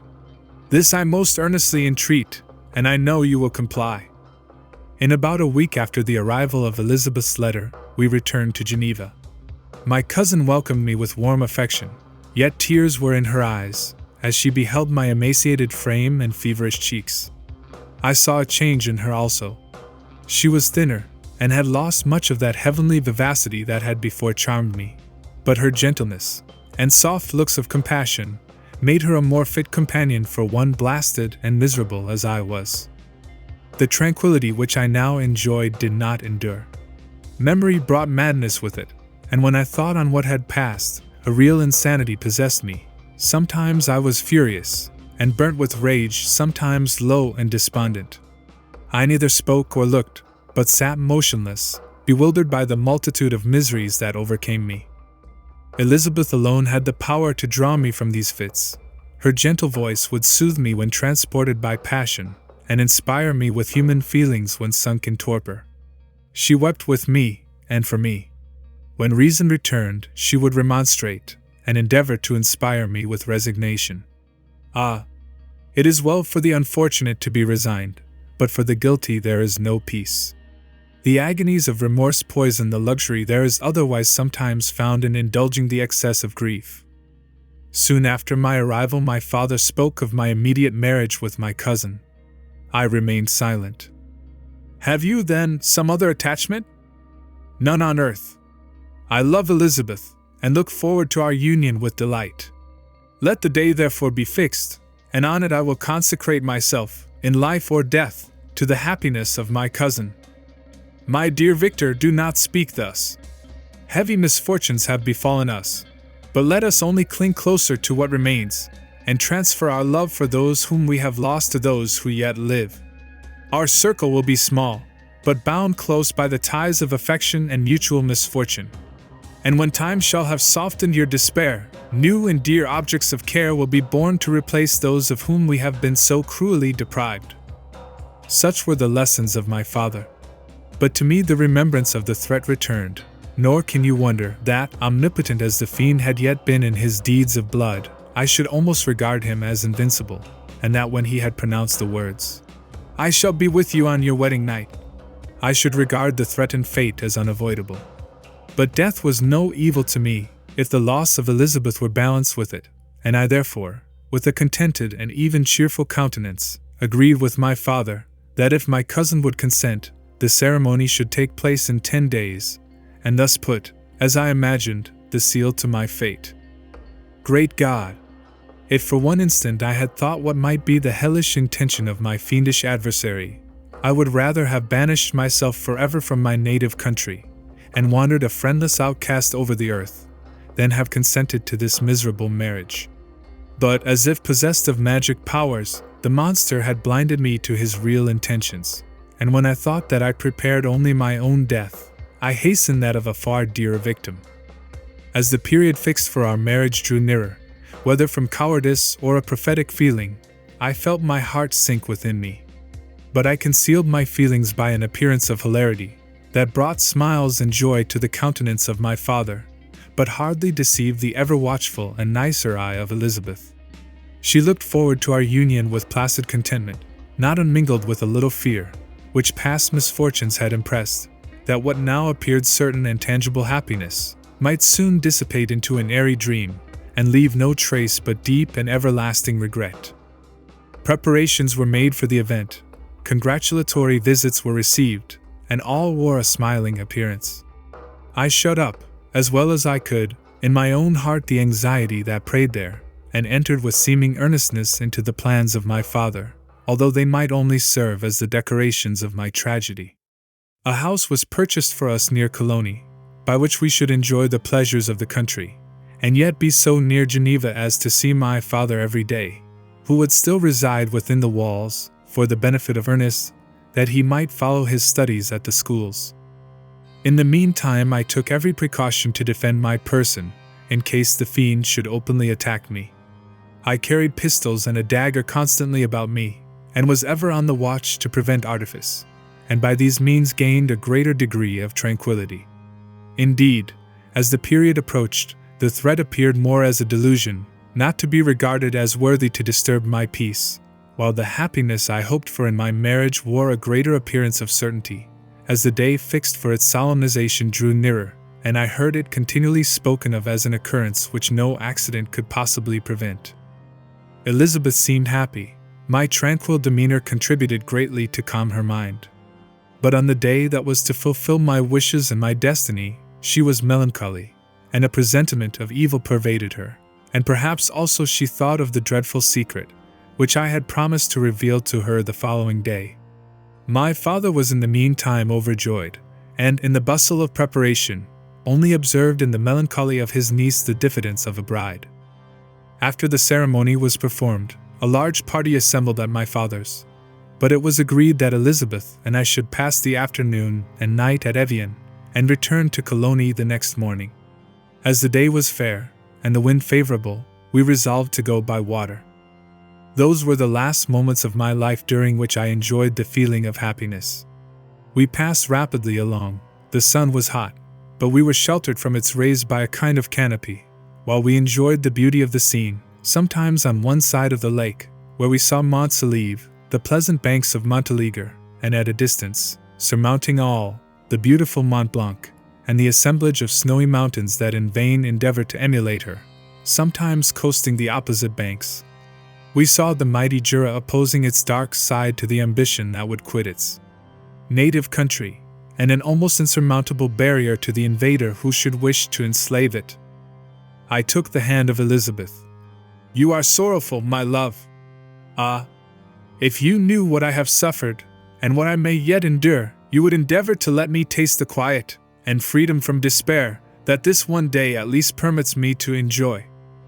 "Be happy, my dear Victor," replied Elizabeth. "There is, I hope, nothing to distress you, and be assured that if a lively joy is not painted in my face, my heart is contented. Something whispers to me not to depend too much on the prospect that is open before us, but I will not listen to such a sinister voice. Observe how fast we move along, and how the clouds which sometimes obscure, and sometimes rise above the dome of Mont Blanc, render this scene of beauty still more interesting. Look also at the innumerable fish that are swimming in the clear waters, where we can distinguish every pebble that lies at the bottom. What a divine day! How happy and serene all nature appears!" Thus Elizabeth endeavored to divert her thoughts and mind from all reflection upon melancholy subjects. But her temper was fluctuating. Joy for a few instants shone in her eyes, but it continually gave place to distraction and reverie. The sun sunk lower in the heavens. We passed the river Drance, and observed its path through the chasms of the higher, and the glens of the lower hills. The Alps here come closer to the lake, and we approached the amphitheater of mountains which forms its eastern boundary. The spire of Evian shone under the woods that surrounded it, and the range of mountain above mountain by which it was overhung. The wind, which had hitherto carried us along with amazing rapidity, sunk at sunset to a light breeze. The soft air just ruffled the water, and caused a pleasant motion among the trees as we approached the shore, from which it wafted the most delightful scent of flowers and hay. The sun sunk beneath the horizon as we landed, and as I touched the shore, I felt those cares and fears revive, which soon were to clasp me and cling to me forever. Chapter 6. It was 8 o'clock when we landed. We walked for a short time on the shore, enjoying the transitory light, and then retired to the inn, and contemplated the lovely scene of waters, woods, and mountains, obscured in darkness, yet still displaying their black outlines. The wind, which had fallen in the south, now rose with great violence in the west. The moon had reached her summit in the heavens, and was beginning to descend. The clouds swept across it swifter than the flight of the vulture, and dimmed her rays, while the lake reflected the scene of the busy heavens, rendered still busier by the restless waves that were beginning to rise. Suddenly a heavy storm of rain descended. I had been calm during the day, but so soon as night obscured the shapes of objects, 1,000 fears arose in my mind. I was anxious and watchful, while my right hand grasped a pistol which was hidden in my bosom. Every sound terrified me, but I resolved that I would sell my life dearly, and not relax the impending conflict until my own life, or that of my adversary, were extinguished. Elizabeth observed my agitation for some time in timid and fearful silence. At length she said, "What is it that agitates you, my dear Victor? What is it you fear?" "Oh, peace, peace, my love," replied I. "This night, and all will be safe, but this night is dreadful, very dreadful." I passed an hour in this state of mind, when suddenly I reflected how dreadful the combat which I momentarily expected would be to my wife, and I earnestly entreated her to retire, resolving not to join her until I had obtained some knowledge as to the situation of my enemy. She left me, and I continued some time walking up and down the passages of the house, and inspecting every corner that might afford a retreat to my adversary. But I discovered no trace of him, and was beginning to conjecture that some fortunate chance had intervened to prevent the execution of his menaces, when suddenly I heard a shrill and dreadful scream. It came from the room into which Elizabeth had retired. As I heard it, the whole truth rushed into my mind, my arms dropped, the motion of every muscle and fiber was suspended. I could feel the blood trickling in my veins, and tingling in the extremities of my limbs. This state lasted but for an instant.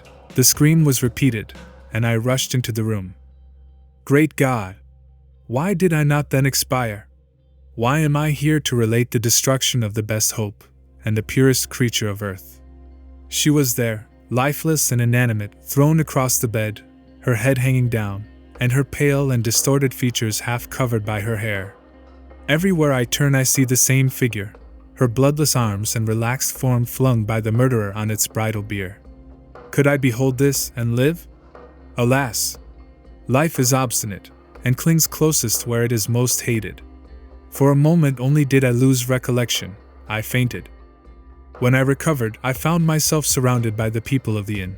Their countenances expressed a breathless terror, but the horror of others appeared only as a mockery, a shadow of the feelings that oppressed me. I escaped from them to the room where lay the body of Elizabeth, my love, my wife, so lately living, so dear, so worthy.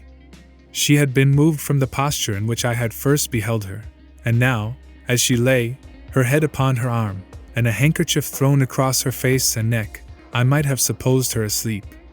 I rushed towards her, and embraced her with ardor, but the deathly languor and coldness of the limbs told me that what I now held in my arms had ceased to be the Elizabeth whom I had loved and cherished.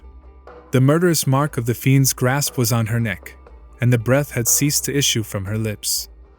While I still hung over her in the agony of despair, I happened to look up. The windows of the room had before been darkened, and I felt a kind of panic on seeing the pale yellow light of the moon illuminate the chamber.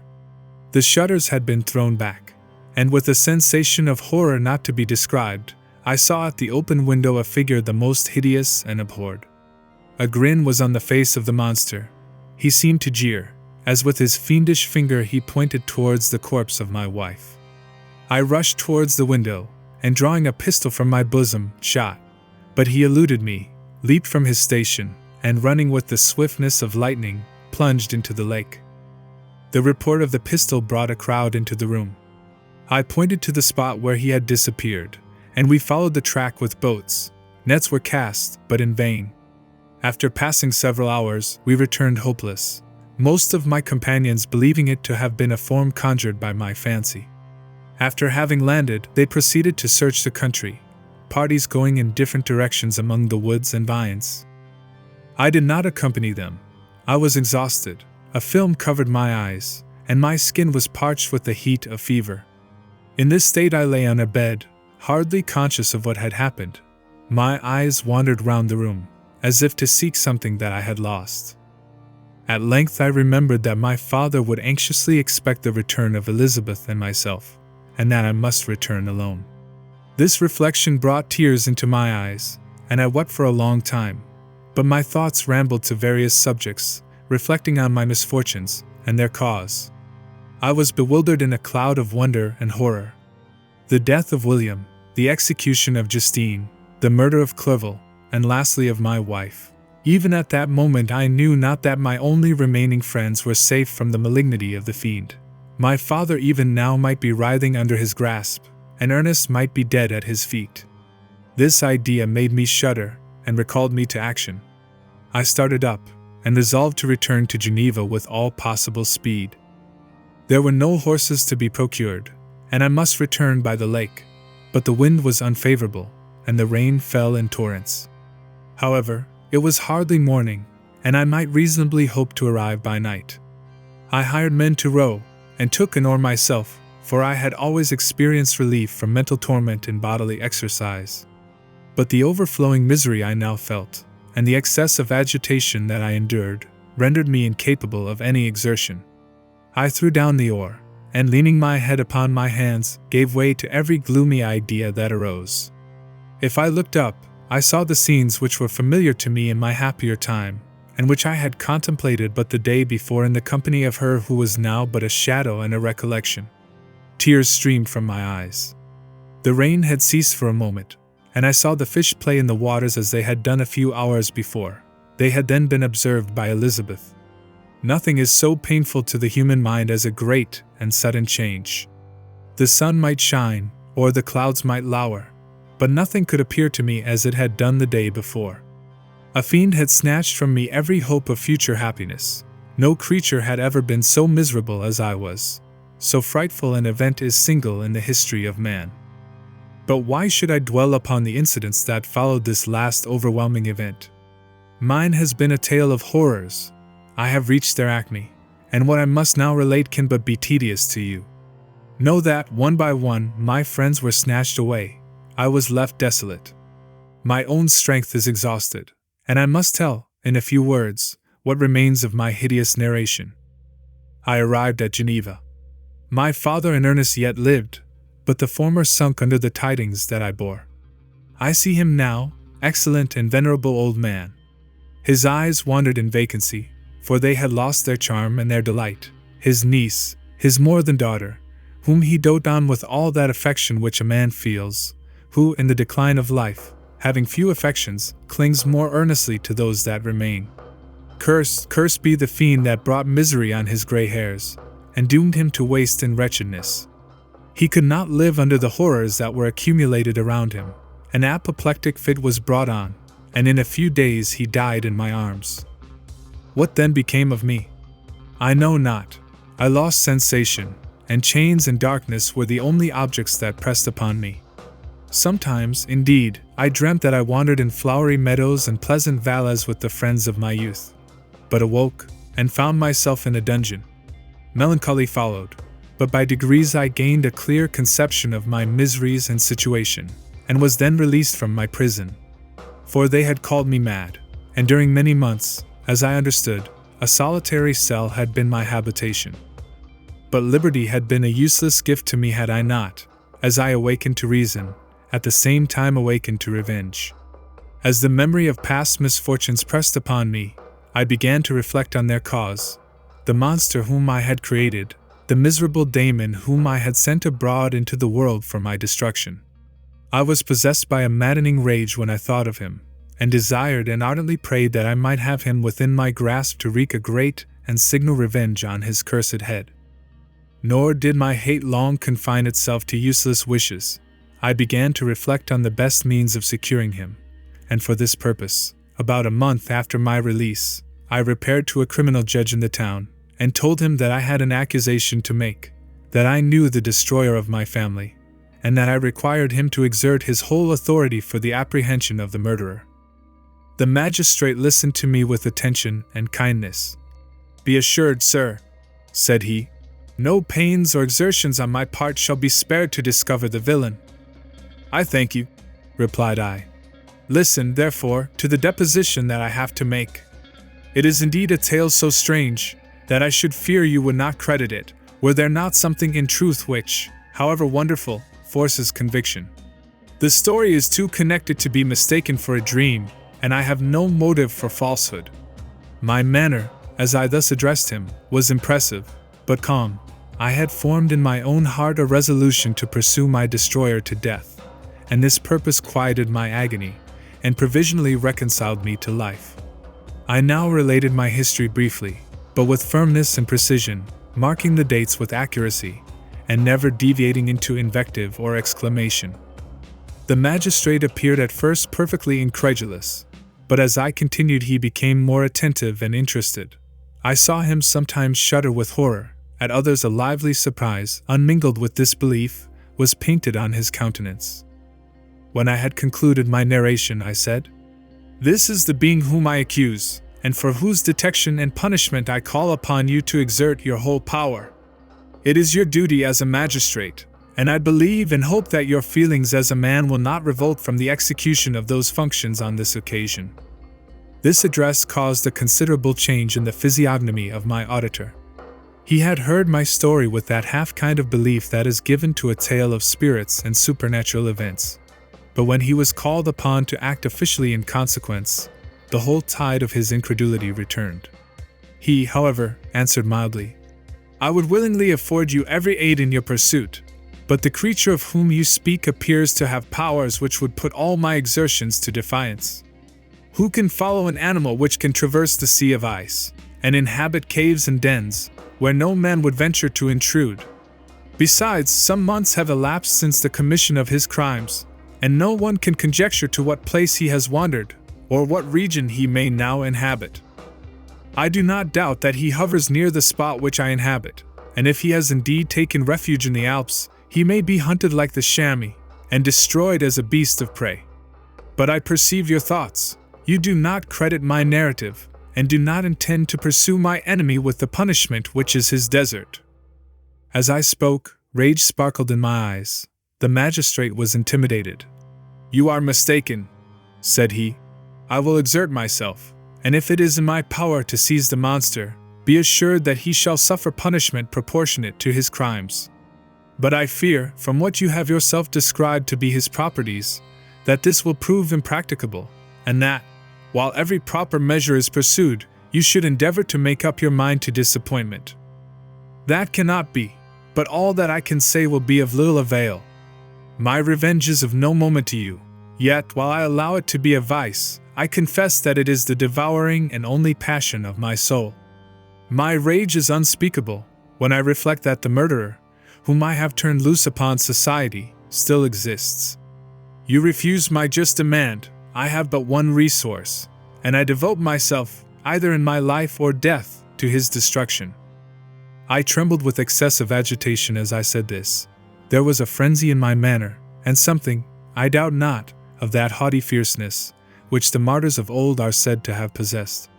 But to a genuine magistrate, whose mind was occupied by far other ideas than those of devotion and heroism, this elevation of mind had much the appearance of madness. He endeavored to soothe me as a nurse does a child, and reverted to my tale as the effects of delirium. "Man," I cried, "how ignorant art thou in thy pride of wisdom! Cease, you know not what it is you say." I broke from the house angry and disturbed, and retired to meditate on some other mode of action. Chapter 7. My present situation was one in which all voluntary thought was swallowed up and lost. I was hurried away by fury. Revenge alone endowed me with strength and composure. It modeled my feelings, and allowed me to be calculating and calm, at periods when otherwise delirium or death would have been my portion. My first resolution was to quit Geneva forever, my country, which, when I was happy and beloved, was dear to me, now, in my adversity, became hateful. I provided myself with a sum of money, together with a few jewels which had belonged to my mother, and departed. And now my wanderings began, which are to cease but with life. I have traversed a vast portion of the earth, and have endured all the hardships which travelers, in deserts and barbarous countries, are wont to meet. How I have lived I hardly know. Many times have I stretched my failing limbs upon the sandy plain, and prayed for death. But revenge kept me alive. I dared not die, and leave my adversary in being. When I quitted Geneva, my first labor was to gain some clue by which I might trace the steps of my fiendish enemy. But my plan was unsettled, and I wandered many hours around the confines of the town, uncertain what path I should pursue. As night approached, I found myself at the entrance of the cemetery where William, Elizabeth, and my father reposed. I entered it, and approached the tomb which marked their graves. Everything was silent, except the leaves of the trees, which were gently agitated by the wind. The night was nearly dark, and the scene would have been solemn and affecting even to an uninterested observer. The spirits of the departed seemed to flit around, and to cast a shadow, which was felt but seen not, around the head of the mourner. The deep grief which this scene had at first excited quickly gave way to rage and despair. They were dead, and I lived. Their murderer also lived, and to destroy him I must drag out my weary existence. I knelt on the grass, and kissed the earth, and with quivering lips exclaimed, "By the sacred earth on which I kneel, by the shades that wander near me, by the deep and eternal grief that I feel, I swear, and by thee, O night, and by the spirits that preside over thee, I swear to pursue the daemon, who caused this misery, until he or I shall perish in mortal conflict. For this purpose I will preserve my life. To execute this dear revenge, will I again behold the sun, and tread the green herbage of earth, which otherwise should vanish from my eyes forever. And I call on you, spirits of the dead, and on you, wandering ministers of vengeance, to aid and conduct me in my work. Let the cursed and hellish monster drink deep of agony. Let him feel the despair that now torments me."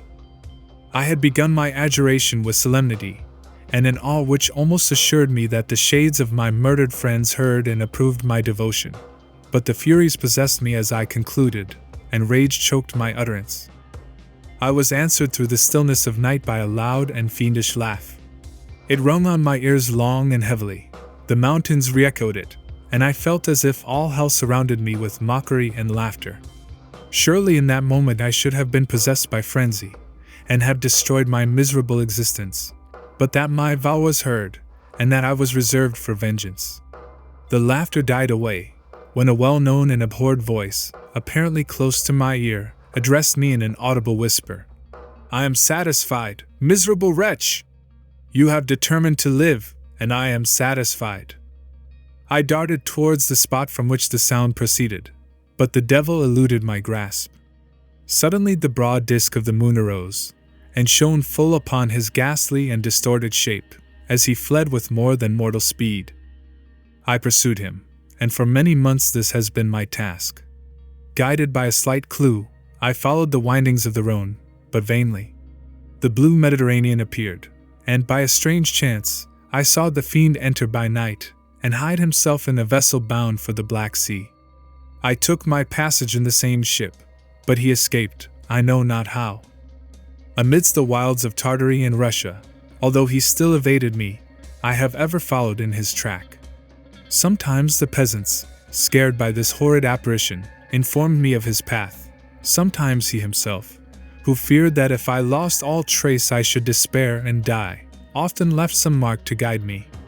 The snows descended on my head, and I saw the print of his huge step on the white plain. To you first entering on life, to whom care is new, and agony unknown, how can you understand what I have felt, and still feel? Cold, want, and fatigue were the least pains which I was destined to endure. I was cursed by some devil, and carried about with me my eternal hell. Yet still a spirit of good followed and directed my steps, and when I most murmured, would suddenly extricate me from seemingly insurmountable difficulties. Sometimes, when nature, overcome by hunger, sunk under the exhaustion, a repast was prepared for me in the desert, that restored and inspirited me. The fare was indeed coarse, such as the peasants of the country ate, but I may not doubt that it was set there by the spirits that I had invoked to aid me. Often, when all was dry, the heavens cloudless, and I was parched by thirst, a slight cloud would bedim the sky, shed the few drops that revived me, and vanish. I followed, when I could, the courses of the rivers, but the daemon generally avoided these, as it was here that the population of the country chiefly collected. In other places human beings were seldom seen, and I generally subsisted on the wild animals that crossed my path. I had money with me, and gained the friendship of the villagers by distributing it, or bringing with me some food that I had killed, which, after taking a small part, I always presented to those who had provided me with fire and utensils for cooking. My life, as it passed thus, was indeed hateful to me, and it was during sleep alone that I could taste joy. O blessed sleep! Often, when most miserable, I sank to repose, and my dreams lulled me even to rapture. The spirits that guarded me had provided these moments, or rather hours, of happiness, that I might retain strength to fulfill my pilgrimage.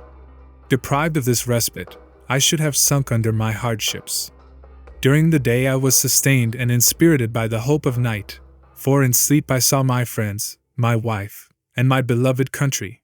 Again I saw the benevolent countenance of my father, heard the silver tones of my Elizabeth's voice, and beheld Clerval enjoying health and youth.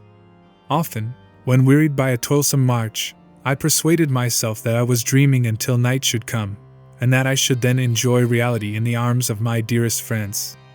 What agonizing fondness did I feel for them! How did I cling to their dear forms, as sometimes they haunted even my waking hours, and persuade myself that they still lived!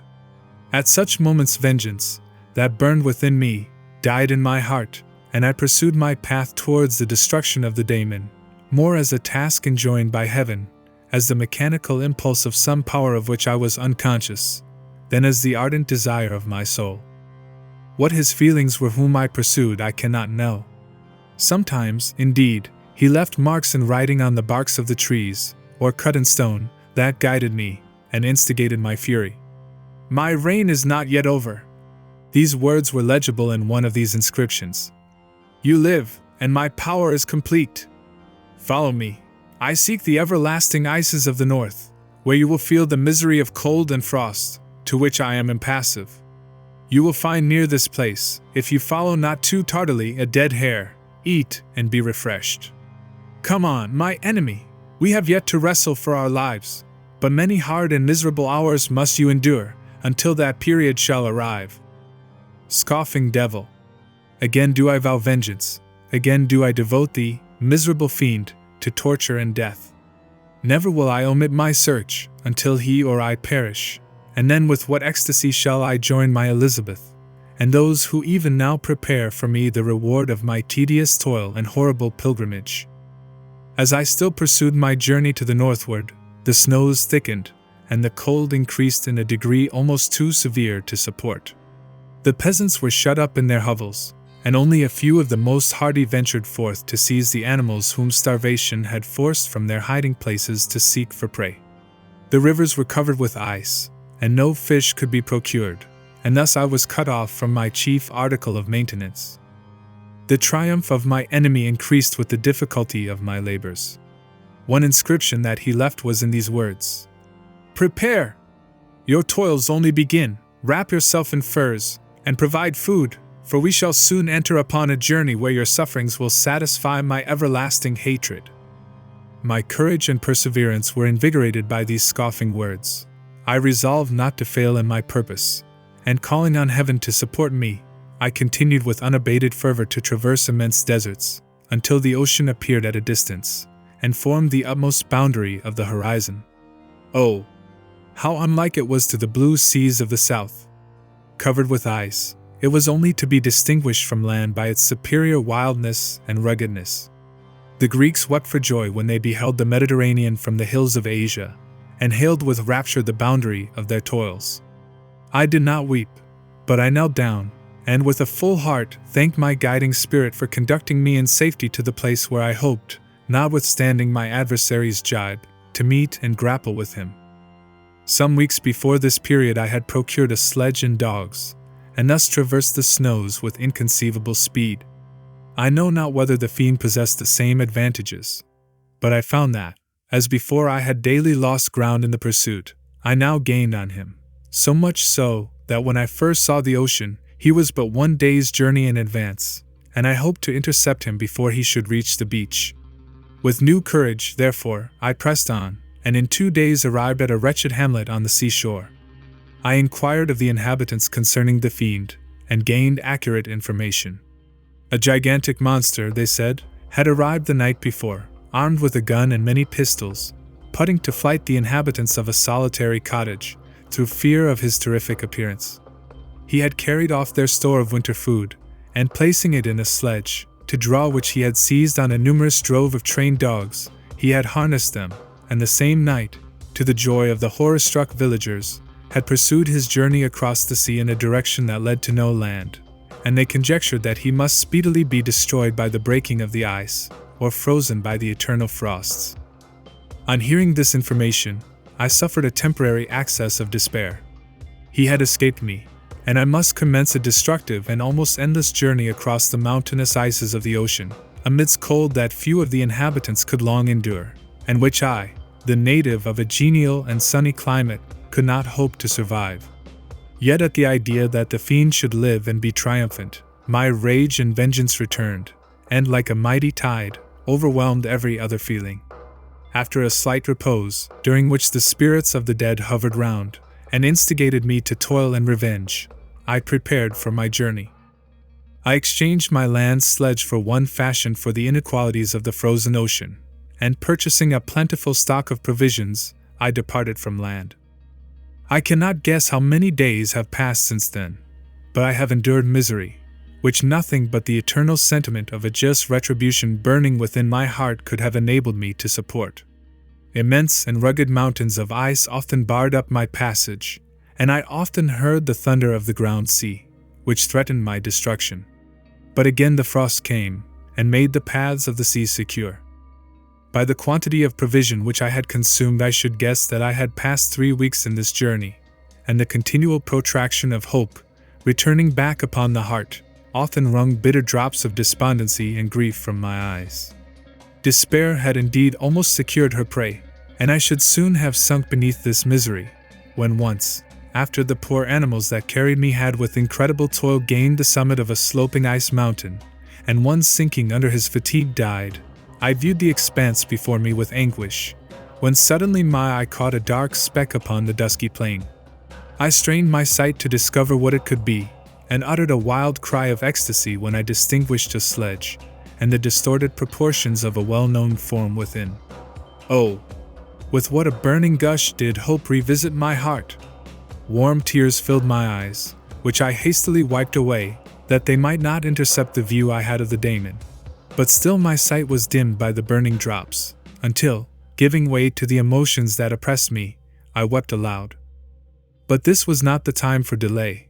I disencumbered the dogs of their dead companion, gave them a plentiful portion of food, and after an hour's rest, which was absolutely necessary, and yet which was bitterly irksome to me, I continued my route.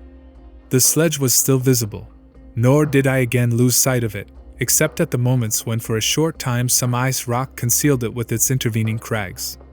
I indeed perceptibly gained on it, and when, after nearly 2 days' journey, I beheld my enemy at no more than a mile distant, my heart bounded within me. But now, when I appeared almost within grasp of my enemy, my hopes were suddenly extinguished, and I lost all trace of him more utterly than I had ever done before. A ground sea was heard, the thunder of its progress, as the waters rolled and swelled beneath me, became every moment more ominous and terrific. I pressed on, but in vain. The wind arose, the sea roared, and, as with the mighty shock of an earthquake, it split, and cracked with a tremendous and overwhelming sound. The work was soon finished. In a few minutes a tumultuous sea rolled between me and my enemy, and I was left drifting on a scattered piece of ice that was continually lessening, and thus preparing for me a hideous death. In this manner many appalling hours passed.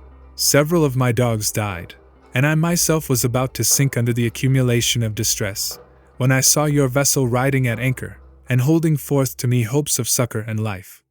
I had no conception that vessels ever came so far north, and was astounded at the sight.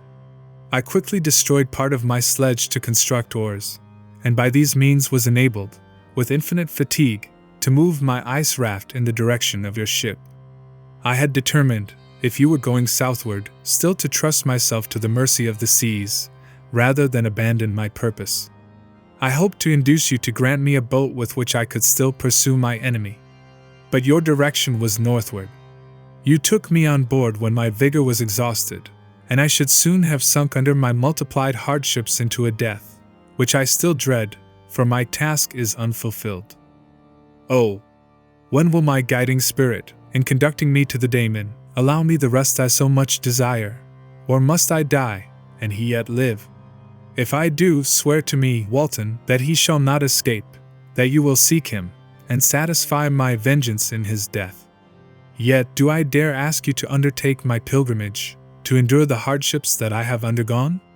No, I am not so selfish.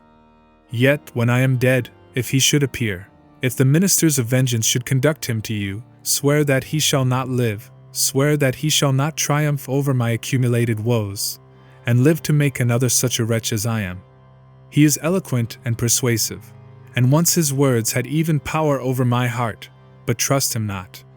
His soul is as hellish as his form, full of treachery and fiend-like malice. Hear him not. Call on the manes of William, Justine, Clerval, Elizabeth, my father, and of the wretched Victor, and thrust your sword into his heart. I will hover near, and direct the steel aright. Walton, in continuation. August 26th, 17. You have read this strange and terrific story, Margaret, and do you not feel your blood congealed with horror, like that which even now curdles mine? Sometimes, seized with sudden agony, he could not continue his tale. At others, his voice broken, yet piercing, uttered with difficulty the words so replete with agony. His fine and lovely eyes were now lighted up with indignation, now subdued to downcast sorrow, and quenched in infinite wretchedness. Sometimes he commanded his countenance and tones, and related the most horrible incidents with a tranquil voice, suppressing every mark of agitation. Then, like a volcano bursting forth, his face would suddenly change to an expression of the wildest rage, as he shrieked out imprecations on his persecutor. His tale is connected, and told with an appearance of the simplest truth, yet I own to you that the letters of Felix and Safie, which he shewed me, and the apparition of the monster seen from our ship, brought to me a greater conviction of the truth of his narrative than his asseverations, however earnest and connected. Such a monster has then really existence. I cannot doubt it, yet I am lost in surprise and admiration. Sometimes I endeavor to gain from Frankenstein the particulars of his creature's formation, but on this point he was impenetrable. "Are you mad, my friend?" said he. "Or whither does your senseless curiosity lead you? Would you also create for yourself and the world a demoniacal enemy? Or to what do your questions tend? Peace, peace. Learn my miseries, and do not seek to increase your own." Frankenstein discovered that I made notes concerning his history. He asked to see them, and then himself corrected and augmented them in many places, but principally in giving the life and spirit to the conversations he held with his enemy. "Since you have preserved my narration," said he, "I would not that a mutilated one should go down to posterity." Thus has a week passed away, while I have listened to the strangest tale that ever imagination formed. My thoughts, and every feeling of my soul, have been drunk up by the interest for my guest, which this tale, and his own elevated and gentle manners have created. I wish to soothe him, yet can I counsel one so infinitely miserable, so destitute of every hope of consolation, to live? Oh no! The only joy that he can now know will be when he composes his shattered feelings to peace and death. Yet he enjoys one comfort, the offspring of solitude and delirium. He believes that, when in dreams he holds converse with his friends, and derives from that communion consolation for his miseries, or excitements to his vengeance, that they are not the creations of his fancy, but the real beings who visit him from the regions of a remote world. This faith gives a solemnity to his reveries that render them to me almost as imposing and interesting as truth. Our conversations are not always confined to his own history and misfortunes. On every point of general literature he displays unbounded knowledge, and a quick and piercing apprehension. His eloquence is forcible and touching, nor can I hear him, when he relates a pathetic incident, or endeavors to move the passions of pity or love, without tears. What a glorious creature must he have been in the days of his prosperity, when he is thus noble and godlike in ruin. He seems to feel his own worth, and the greatness of his fall. When younger, said he, I felt as if I were destined for some great enterprise. My feelings are profound, but I possessed a coolness of judgment that fitted me for illustrious achievements. This sentiment of the worth of my nature supported me, when others would have been oppressed, for I deemed it criminal to throw away in useless grief those talents that might be useful to my fellow creatures. When I reflected on the work I had completed, no less a one than the creation of a sensitive and rational animal, I could not rank myself with the herd of common projectors. But this feeling, which supported me in the commencement of my career, now serves only to plunge me lower in the dust.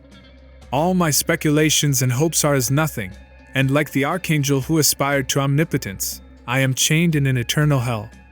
My imagination was vivid, yet my powers of analysis and application were intense. By the union of these qualities I conceived the idea, and executed the creation of a man. Even now I cannot recollect, without passion, my reveries while the work was incomplete. I trod heaven in my thoughts, now exulting in my powers, now burning with the idea of their effects. From my infancy I was imbued with high hopes and a lofty ambition, but how am I sunk? Oh, my friend, if you had known me as I once was, you would not recognize me in this state of degradation. Despondency rarely visited my heart. A high destiny seemed to bear me on, until I fell, never again to rise. Must I then lose this admirable being? I have longed for a friend. I have sought one who would sympathize with and love me. Behold, on these desert seas I have found such a one. But I fear, I have gained him only to know his value, and lose him. I would reconcile him to life, but he repulses the idea. I thank you, Walton, he said, for your kind intentions towards so miserable a wretch. But when you speak of new ties and fresh affections, think you that any can replace those who are gone? Can any man be to me as Clerval was, or any woman another Elizabeth? Even where the affections are not strongly moved by any superior excellence, the companions of our childhood always possess a certain power over our minds, which hardly any later friend can obtain. They know our infantine dispositions, which, however they may be afterwards modified, are never eradicated, and they can judge of our actions with more certain conclusions as to the integrity of our motives. A sister or a brother can never, unless indeed such symptoms have been shown early, suspect the other of fraud or false dealing, when another friend, however strongly he may be attached, may, in spite of himself, be invaded with suspicion. But I enjoyed friends, dear not only through habit and association, but from their own merits. And wherever I am, the soothing voice of my Elizabeth, and the conversation of Clerval, will be ever whispered in my ear. They are dead, and but one feeling in such a solitude can persuade me to preserve my life. If I were engaged in any high undertaking or design, fraught with extensive utility to my fellow creatures, then could I live to fulfill it. But such is not my destiny. I must pursue and destroy the being to whom I gave existence. Then my lot on earth will be fulfilled, and I may die. September 2nd. My beloved sister, I write to you, encompassed by peril, and ignorant whether I am ever doomed to see again dear England, and the dearer friends that inhabit it. I am surrounded by mountains of ice, which admit of no escape, and threaten every moment to crush my vessel. The brave fellows, whom I have persuaded to be my companions, look towards me for aid, but I have none to bestow. There is something terribly appalling in our situation, yet my courage and hopes do not desert me. We may survive, and if we do not, I will repeat the lessons of my Seneca, and die with a good heart. Yet what, Margaret, will be the state of your mind? You will not hear of my destruction, and you will anxiously await my return. Years will pass, and you will have visitings of despair, and yet be tortured by hope. Oh, my beloved sister, the sickening failings of your heartfelt expectations are, in prospect, more terrible to me than my own death. But you have a husband, and lovely children. You may be happy, heaven bless you, and make you so. My unfortunate guest regards me with the tenderest compassion. He endeavors to fill me with hope, and talks as if life were a possession which he valued. He reminds me how often the same accidents have happened to other navigators, who have attempted this sea, and in spite of myself, he fills me with cheerful auguries. Even the sailors feel the power of his eloquence. When he speaks, they no longer despair. He rouses their energies, and while they hear his voice, they believe these vast mountains of ice are molehills, which will vanish before the resolutions of man. These feelings are transitory. Each day's expectation delayed fills them with fear, and I almost dread a mutiny caused by this despair. September 5th. A scene has just passed of such uncommon interest, that although it is highly probable that these papers may never reach you, yet I cannot forbear recording it. We are still surrounded by mountains of ice, still in imminent danger of being crushed in their conflict. The cold is excessive, and many of my unfortunate comrades have already found a grave amidst this scene of desolation. Frankenstein has daily declined in health. A feverish fire still glimmers in his eyes. But he is exhausted, and when suddenly roused to any exertion, he speedily sinks again into apparent lifelessness. I mentioned in my last letter the fears I entertained of a mutiny. This morning, as I sat watching the wan countenance of my friend, his eyes half closed, and his limbs hanging listlessly, I was roused by half a dozen of the sailors, who desired admission into the cabin. They entered, and their leader addressed me. He told me that he and his companions had been chosen by the other sailors to come in deputation to me, to make me a demand, which, in justice, I could not refuse.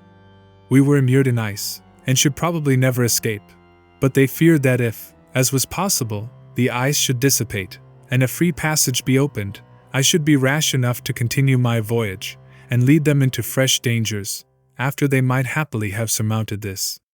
They desired, therefore, that I should engage with a solemn promise, that if the vessel should be freed, I would instantly direct my course southward.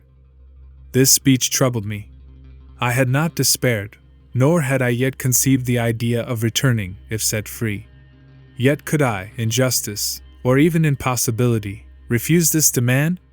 I hesitated before I answered, when Frankenstein, who had at first been silent, and indeed appeared hardly to have force enough to attend, now roused himself. His eyes sparkled, and his cheeks flushed with momentary vigor. Turning towards the men, he said, "What do you mean? What do you demand of your captain?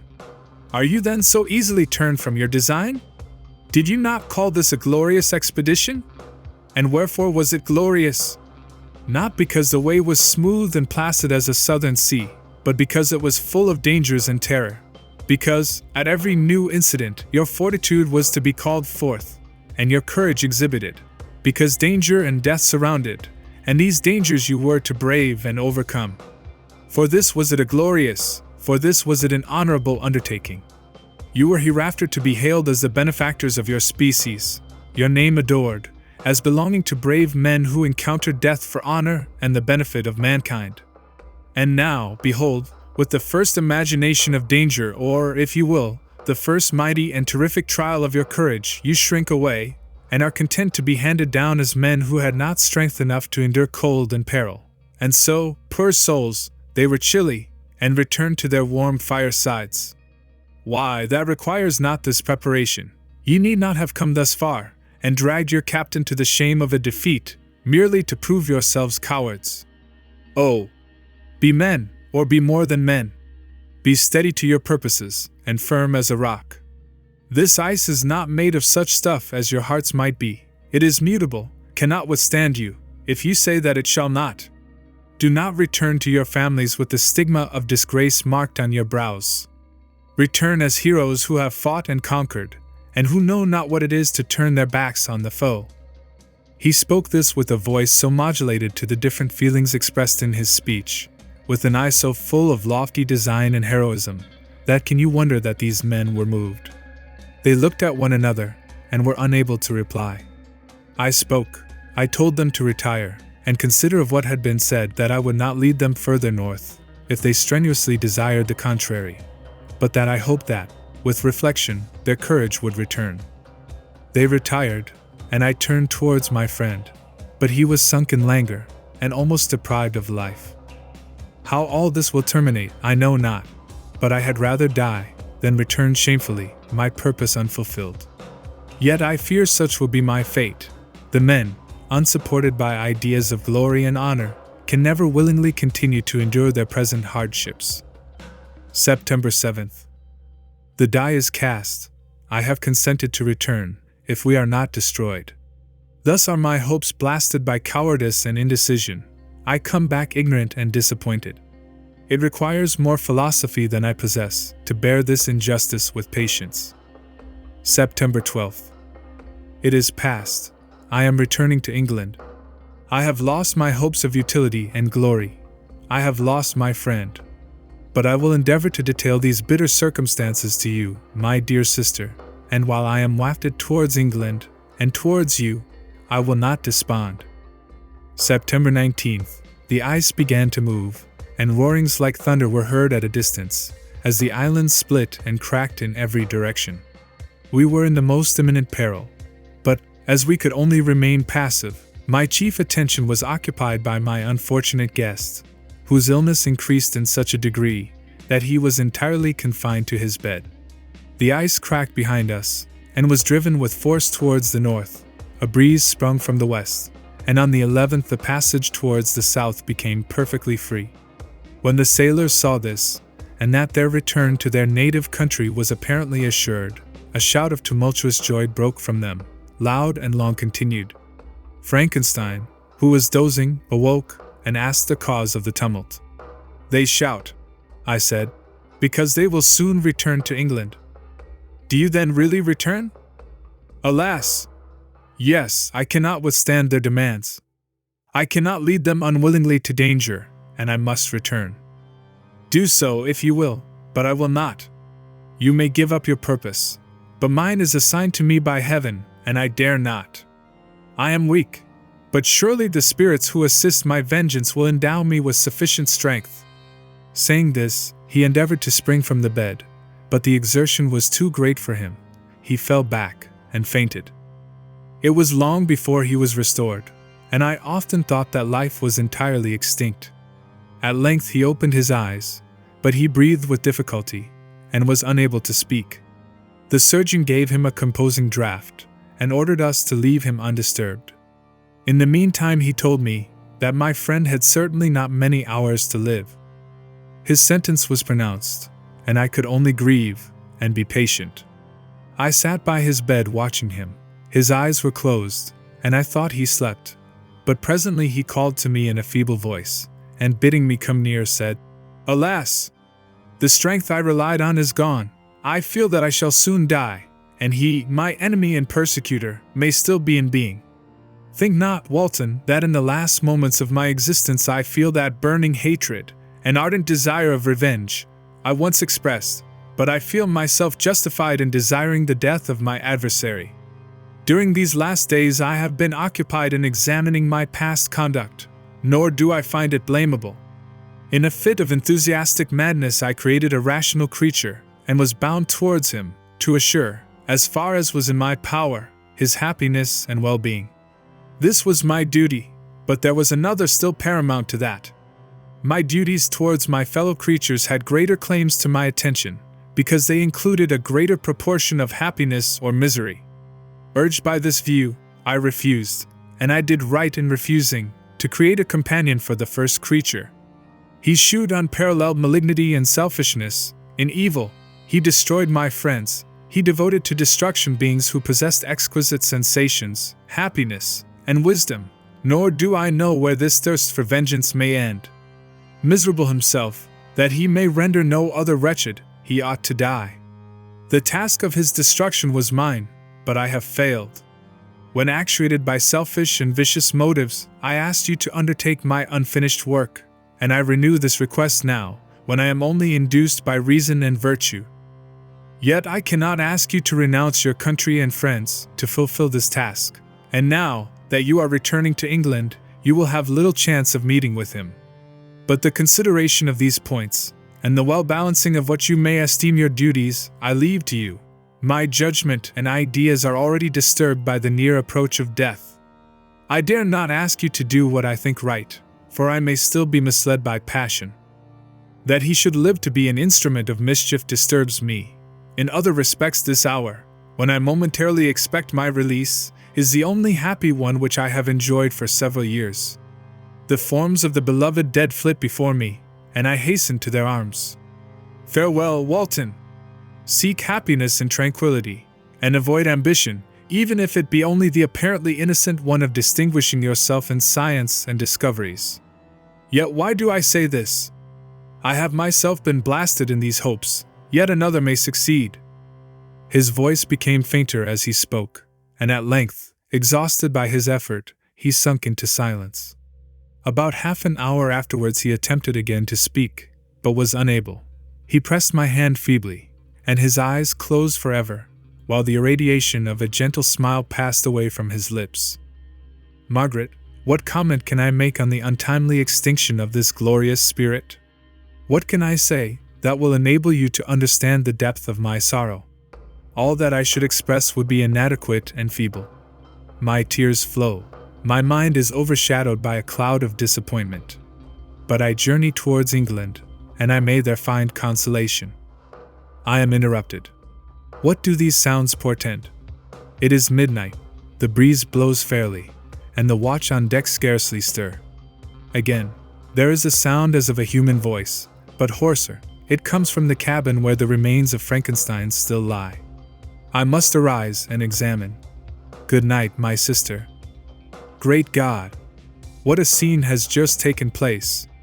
I am yet dizzy with the remembrance of it. I hardly know whether I shall have the power to detail it. Yet the tale which I have recorded would be incomplete without this final and wonderful catastrophe. I entered the cabin, where lay the remains of my ill-fated and admirable friend. Over him hung a form which I cannot find words to describe, gigantic in stature, yet uncouth and distorted in its proportions. As he hung over the coffin, his face was concealed by long locks of ragged hair, but one vast hand was extended, in color and apparent texture like that of a mummy. When he heard the sound of my approach, he ceased to utter exclamations of grief and horror, and sprung towards the window. Never did I behold a vision so horrible as his face, of such loathsome, yet appalling hideousness. I shut my eyes involuntarily, and endeavored to recollect what were my duties with regard to this destroyer. I called on him to stay. He paused, looking on me with wonder, and again turning towards the lifeless form of his creator, he seemed to forget my presence, and every feature and gesture seemed instigated by the wildest rage of some uncontrollable passion. "That is also my victim!" he exclaimed. "In his murder my crimes are consummated. The miserable series of my being is wound to its close. O Frankenstein! Generous and self-devoted being! What does it avail that I now ask thee to pardon me? I, who irretrievably destroyed thee by destroying all thou lovedst. Alas! He is cold, he may not answer me." His voice seemed suffocated, and my first impulses, which had suggested to me the duty of obeying the dying request of my friend, in destroying his enemy, were now suspended by a mixture of curiosity and compassion. I approached this tremendous being. I dared not again raise my looks upon his face. There was something so scaring and unearthly in his ugliness. I attempted to speak, but the words died away on my lips. The monster continued to utter wild and incoherent self-reproaches. At length I gathered resolution to address him, in a pause of the tempest of his passion. "Your repentance," I said, "is now superfluous. If you had listened to the voice of conscience, and heeded the stings of remorse, before you had urged your diabolical vengeance to this extremity, Frankenstein would yet have lived. And do you dream? Said the daemon. Do you think that I was then dead to agony and remorse? He continued, pointing to the corpse. He suffered not more in the consummation of the deed. Oh, not the 10,000th portion of the anguish that was mine during the lingering detail of its execution. A frightful selfishness hurried me on, while my heart was poisoned with remorse. Think ye that the groans of Clerval were music to my ears?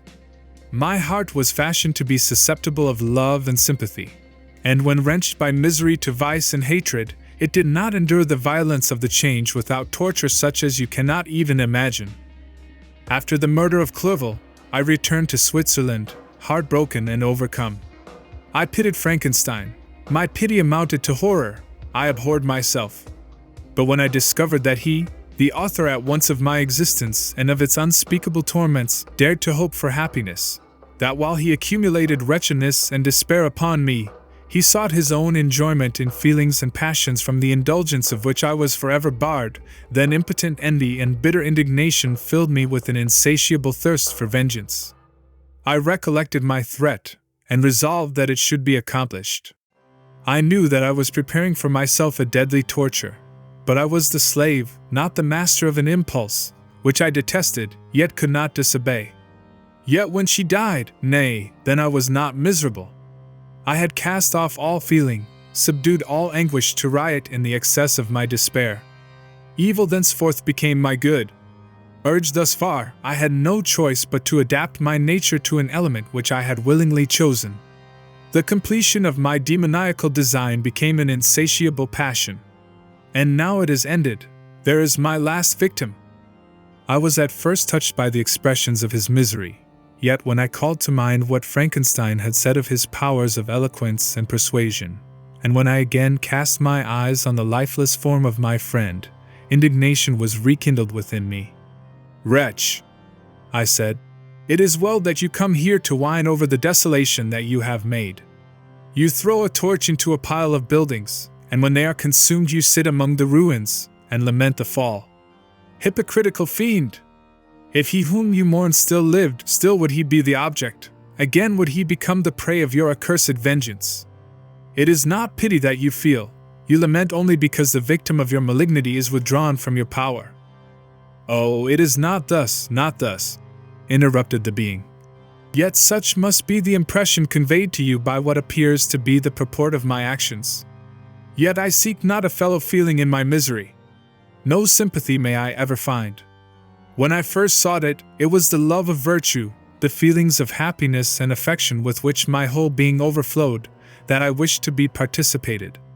But now, that virtue has become to me a shadow, and that happiness and affection are turned into bitter and loathing despair. In what should I seek for sympathy? I am content to suffer alone, while my suffering shall endure.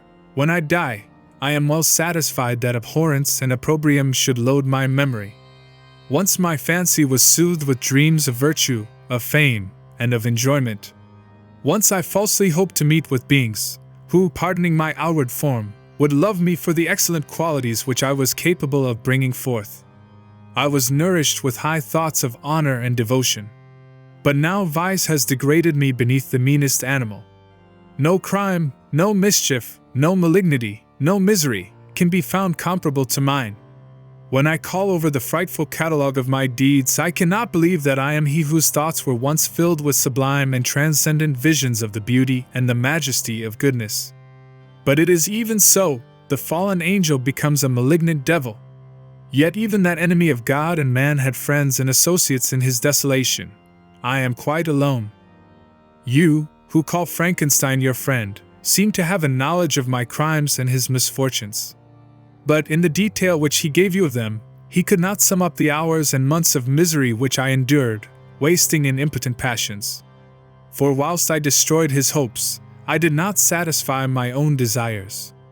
They were forever ardent and craving, still I desired love and fellowship, and I was still spurned. Was there no injustice in this? Am I to be thought the only criminal, when all humankind sinned against me? Why do you not hate Felix, who drove his friend from his door with contumely? Why do you not execrate the rustic who sought to destroy the savior of his child? Nay, these are virtuous and immaculate beings. I, the miserable and the abandoned, am an abortion, to be spurned at, and kicked, and trampled on. Even now my blood boils at the recollection of this injustice. But it is true that I am a wretch. I have murdered the lovely and the helpless. I have strangled the innocent as they slept, and grasped to death his throat who never injured me or any other living thing. I have devoted my Creator, the select specimen of all that is worthy of love and admiration among men, to misery. I have pursued him even to that irremediable ruin. There he lies, white and cold in death. You hate me, but your abhorrence cannot equal that with which I regard myself. I look on the hands which executed the deed. I think on the heart in which the imagination of it was conceived, and long for the moment when they will meet my eyes, when it will haunt my thoughts, no more. Fear not that I shall be the instrument of future mischief. My work is nearly complete. Neither yours nor any man's death is needed to consummate the series of my being, and accomplish that which must be done, but it requires my own. Do not think that I shall be slow to perform this sacrifice. I shall quit your vessel on the ice raft which brought me hither, and shall seek the most northern extremity of the globe. I shall collect my funeral pile, and consume to ashes this miserable frame, that its remains may afford no light to any curious and unhallowed wretch, who would create such another as I have been. I shall die. I shall no longer feel the agonies which now consume me, or be the prey of feelings unsatisfied, yet unquenched. He is dead who called me into being, and when I shall be no more, the very remembrance of us both will speedily vanish. I shall no longer see the sun or stars, or feel the winds play on my cheeks. Light, feeling, and sense will pass away, and in this condition must I find my happiness. Some years ago, when the images which this world affords first opened upon me, when I felt the cheering warmth of summer, and heard the rustling of the leaves and the chirping of the birds, and these were all to me, I should have wept to die. Now it is my only consolation.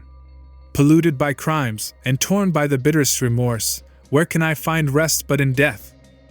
Farewell!